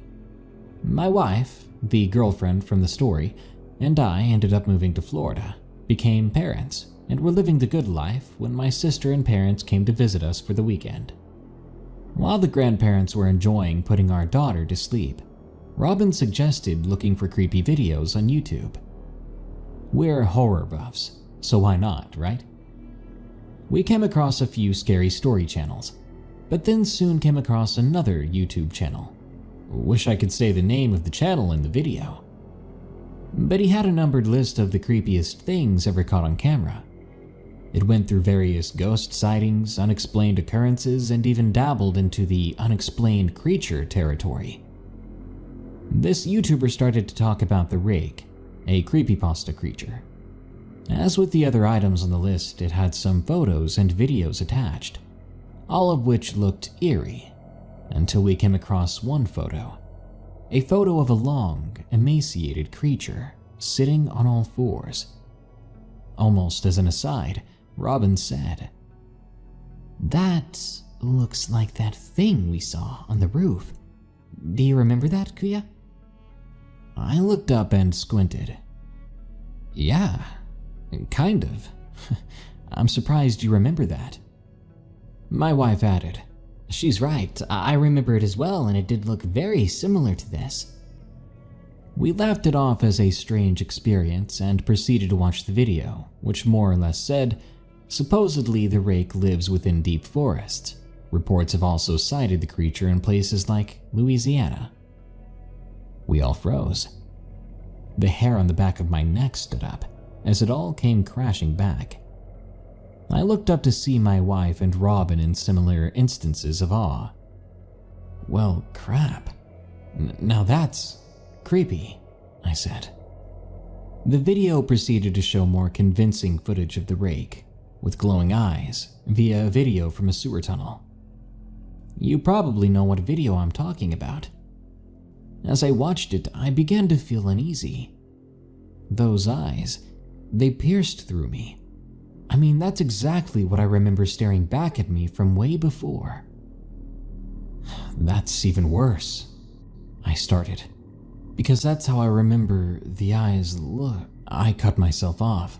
Then the creature in the video ducked out of view, moving in that same fluid yet jittery motion as it did on that roof. My wife and my sister froze, both visibly shaken. This sparked a big discussion on cryptids and the like, ending with both my wife and sister telling me to share our story. "Someone needs to know something," they said. A thing I forgot to mention earlier was the smell. There was always this dry, musty, rotted smell lingering in the air whenever we remember seeing it, but I couldn't find anything that talked about how the rake smells. So whoever's listening, did we really encounter the rake back home? Is it possible that there's more than one of these things out there? I mean, what else could it be? I know it's hard to explain, but the creature in that video, it was so similar. The movement, those eyes, one does not forget a sight like that. Not at all, especially once you've seen it on your neighbor's roof. What is taking people in the Northern California wilderness? From Wicked Wendigo. This story was passed down to me by my grandfather. I'll be relaying this story from his point of view. He said this happened to him when he was 17 years old. He was born and raised in the lush wooded landscape of Northern California. Our family has roots all over Northern California and Oregon, so naturally most of us are avid hunters and outdoorsmen. My father, grandfather, and I are very experienced with the wildlife that inhabit these woods. So what my grandfather encountered in the woods of NorCal back in 1968 is something still debated amongst our family. It was late spring in 1968. My senior year of high school was coming to a close, and I couldn't help but reflect on the last 4 years of my life. So much had happened. My childhood best friend, Greg, had gone missing on a hunting trip 2 years prior. No evidence had been found that could help determine what had happened to him. Local law enforcement eventually gave up searching. All that was left of Greg were my memories, and his face with the word missing plastered all over our small town. From the day he vanished, I spent every weekend scouring those darned woods, hoping I could do what all the trained professionals couldn't. I needed some kind of closure. I needed to know what happened. Listen, son, I don't expect you to believe me, no one ever does, but you know Pop would never lie to you. Just don't put me in one of those crazy person homes after this. I'm not crazy, my grandfather told me as he chuckled and cleared his throat. Okay, here's what happened. A long week of school had wrapped up. With college applications and testing coming up, it was hectic, to say the least. I didn't worry too much, honestly. I was focused on finding Greg. Even after all the time that had passed, I still had hope that he was out there. Looking back, I know it wasn't hope I was feeling. It was guilt. I was supposed to go with Greg on that trip. I got the flu, and I had been bedridden, so I couldn't make it. I was hard on myself after he went missing. Maybe if I'd gone with him, he'd still be here. Anyway, it had become routine. I'd done this so many times before that it became normal, almost like brushing my teeth every morning. Just another part of life. I got home around 3 p.m. I told your great Pop-Pop where I was going, and when I'd be back, before taking off in my old 57 Chevy pickup. I was heading to the popular local trailhead. This is where most of the locals started hunting and camping trips. The same place I went every weekend. It was the same place Greg entered and never returned. I arrived, threw my pack over my shoulder, and started the long hike up the mountain. The hike up to the camping spot was roughly 2 miles. I arrived at around 6 p.m. I made camp. I unfolded my worn map, filled with red circles and X's, taunting me with all my past failures to locate Greg. I sighed and circled the new location I would be searching. It was a 12-mile hike around the east side of the mountain. The landscape was dense and thick there, but nothing too crazy. I'd hiked the worst areas before. I started a fire and warmed up a can of beans I had in my pack. I let the fire die down over the next couple of hours before I climbed into my sleeping bag and I fell asleep. The familiar sounds of crickets and bullfrogs acted as a soothing lullaby. That night, I had a dream of Greg. Even though finding him was a main part of my life, not once had I had a dream of him. I remember I could see nothing but pitch black. I could hear the sound of trees rustling during a rough windstorm. Then, suddenly, a small light appeared in front of me. It was flickering yellow and red as I walked towards it. I reached the light and I could see Greg's face illuminated by the flickering light. He held an old oil lantern above his head. I stopped roughly 5 feet in front of him. I tried to talk, but no words came out. He slowly started to shake his head back and forth, and then he began to decay in front of my eyes, flesh falling from his skull like ice melting on a hot June day.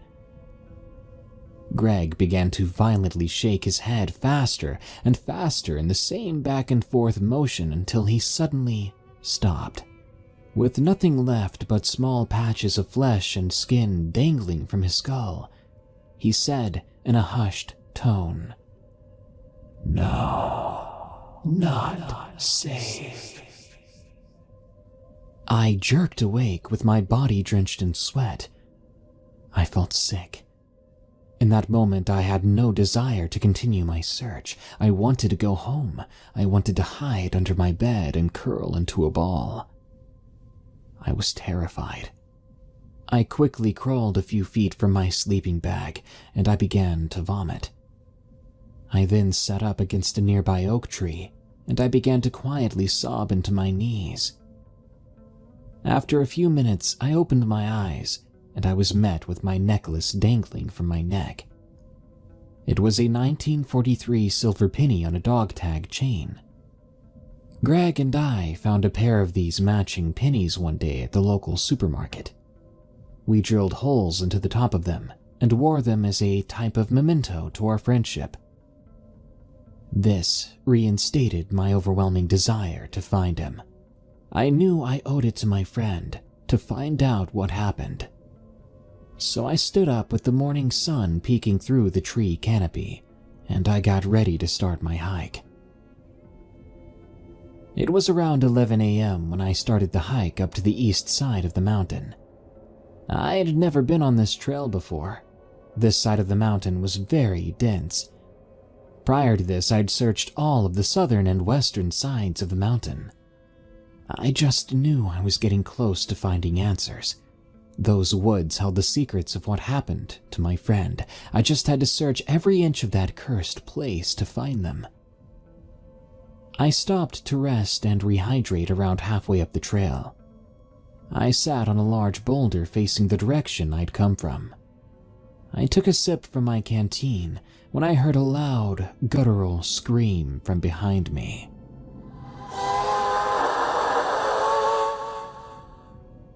It was far away, but I felt uneasy seeing as it came from the direction I was heading to. I told myself it was a mountain lion and that I needed to stay vigilant. All I had on me was a large buck knife for protection. I stood up and began hiking again when I heard the scream once more. It was a bit closer this time, but still fairly far away. I stopped walking to listen. My anxiety grew, and Greg's words just kept echoing in my mind. No, not safe. I took a deep breath and continued on. I couldn't stop. I reached the 8-mile mark around 4 p.m. I'd been hiking for 5 hours, and I needed to start heading back to make camp before dark. I walked around the area to scout a camping spot for next weekend, as I still had 4 miles of this trail left to search. Finding an adequate spot, I stopped and leaned against a nearby tree and began to unfold my map, when I heard something unbelievable. Now listen, this is the part where stuff gets crazy, so listen closely and save your snarky remarks and eye rolls for the end, my grandfather said to me. I chuckled and leaned in, now fully invested. My grandfather's face went serious, and he began again. Something called my name. Tommy. It was Greg's voice. I jolted around quickly to the direction I'd heard it, my eyes frantically scanning from tree to tree trying to locate the source. My eyes filled up with tears as my brain was attempting to rationalize what I heard. Then I heard it again, but this time from behind me. Tommy. I turned around and was instantly met with a sharp pain on the right side of my head. I fell to the forest floor. My vision started to fade in and out until all I saw was black. As he told this story, tears started to well up in my grandfather's eyes. I knew he was serious. I'd honestly never seen him so worked up. Okay, I just need a moment to calm down before I continue. He took a minute to regain himself and began again talking with a shaky voice. I don't know how long I was unconscious, but when I awoke I was met with pitch black dark. The wound on my head throbbed with pain. It was tender to the touch. I touched my face and realized dried blood was running down the side of it and along my neck. I sat up and attempted to adjust my eyes to the dark. I was hit with an overwhelming smell of blood with an underlying hint of sulfur. I scanned my surroundings, looking for anything that wasn't darkness. I spotted something to my right. It was dull blue light accompanied by a faint flicker of yellow and red. Deja vu hit me hard. I remembered my dream from the night before. Surely I wasn't dreaming. The pain I felt was very real. I struggled to stand. Once on my feet, I fell to my right and hit a rocky surface. It was apparent now that I was in a cave. My anxiety heightened as no maps of the area showed caves. I put all these thoughts in the back of my mind. I had one goal at this point: getting out of the cave. I made my way towards the light, using the cave wall to help balance myself.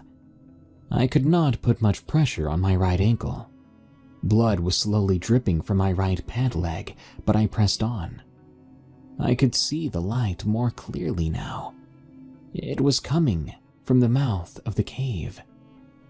I could even see the dull blue moonlight shining brightly with the occasional yellow and red flicker peeking from the bottom of the cave mouth. As I reached the cave mouth, I slowly stumbled out onto a cliffside edge overlooking a small valley. I could make out the mountain I'd been hiking in the distance in front of me. I was shocked. How in the world did I get here? I looked down into the valley and noticed a large bonfire with a tent near it. That explained the flicker from before. I could see two men lying on the ground. I assumed they had gotten pretty intoxicated and fell asleep outside. I turned to find a way down the ledge and into the valley. I needed to get down there and get some help. I found a small trail that led down the cliffside, but something caught my eye as I scanned the ledge. Personal belongings were scattered across the ground leading into the cave. Torn shirts, old shoes, tent poles, even a child's teddy bear. I felt uneasy seeing all these intimate items just lying around. Then my eye caught something reflecting the moonlight. I walked over and picked up a dog tag chain from the dirt. My heart was pounding. I could hear it in my ears. With my hand shaking, I ran my fingers across the chain until I found something round at the end. Then I reached for my necklace. It was still around my neck. A mix of dread and joy filled my body. I wanted to jump and cry at the same time. Greg was here, or he was at one point. I called into the cave in a hushed tone. Greg, are you in there? I started to wobble back into the cave when I heard a loud crashing from the valley below. I placed my back to the ledge and crouched down as to not be seen. I scanned the tree line surrounding the camp when I saw movement. I watched in horror as a long, lanky gray arm sporting 4 bony fingers slowly emerged from the tree line. It grabbed the right leg of one of the men and slowly dragged him into the surrounding brush. I couldn't believe what I was witnessing. Suddenly, everything made sense. My dream, Greg's warning, how I was knocked unconscious and ended up in a cave. I had no idea what that thing was, but I knew it would be back. I shoved Greg's necklace into my pocket and made my way down the cliffside trail as quickly and quietly as possible. With adrenaline pumping, I made my way to the tree line towards the mountain. As I reached the tree line, I turned back to the bonfire, still burning brightly. It was roughly a football field to my left. I noticed the second man was gone. I could only assume the creature had already come back for him. I then looked back up the cliff to the cave mouth, and in the moonlight, I saw it. A tall gray mass moving up the cliffside trail, the one I had just come down. I saw its 2 arms, longer than the creature itself, dragging behind it, clutching 2 dark masses. I could only assume it was the 2 men from the camp. I quickly ducked into a bush and watched as it disappeared into the cave.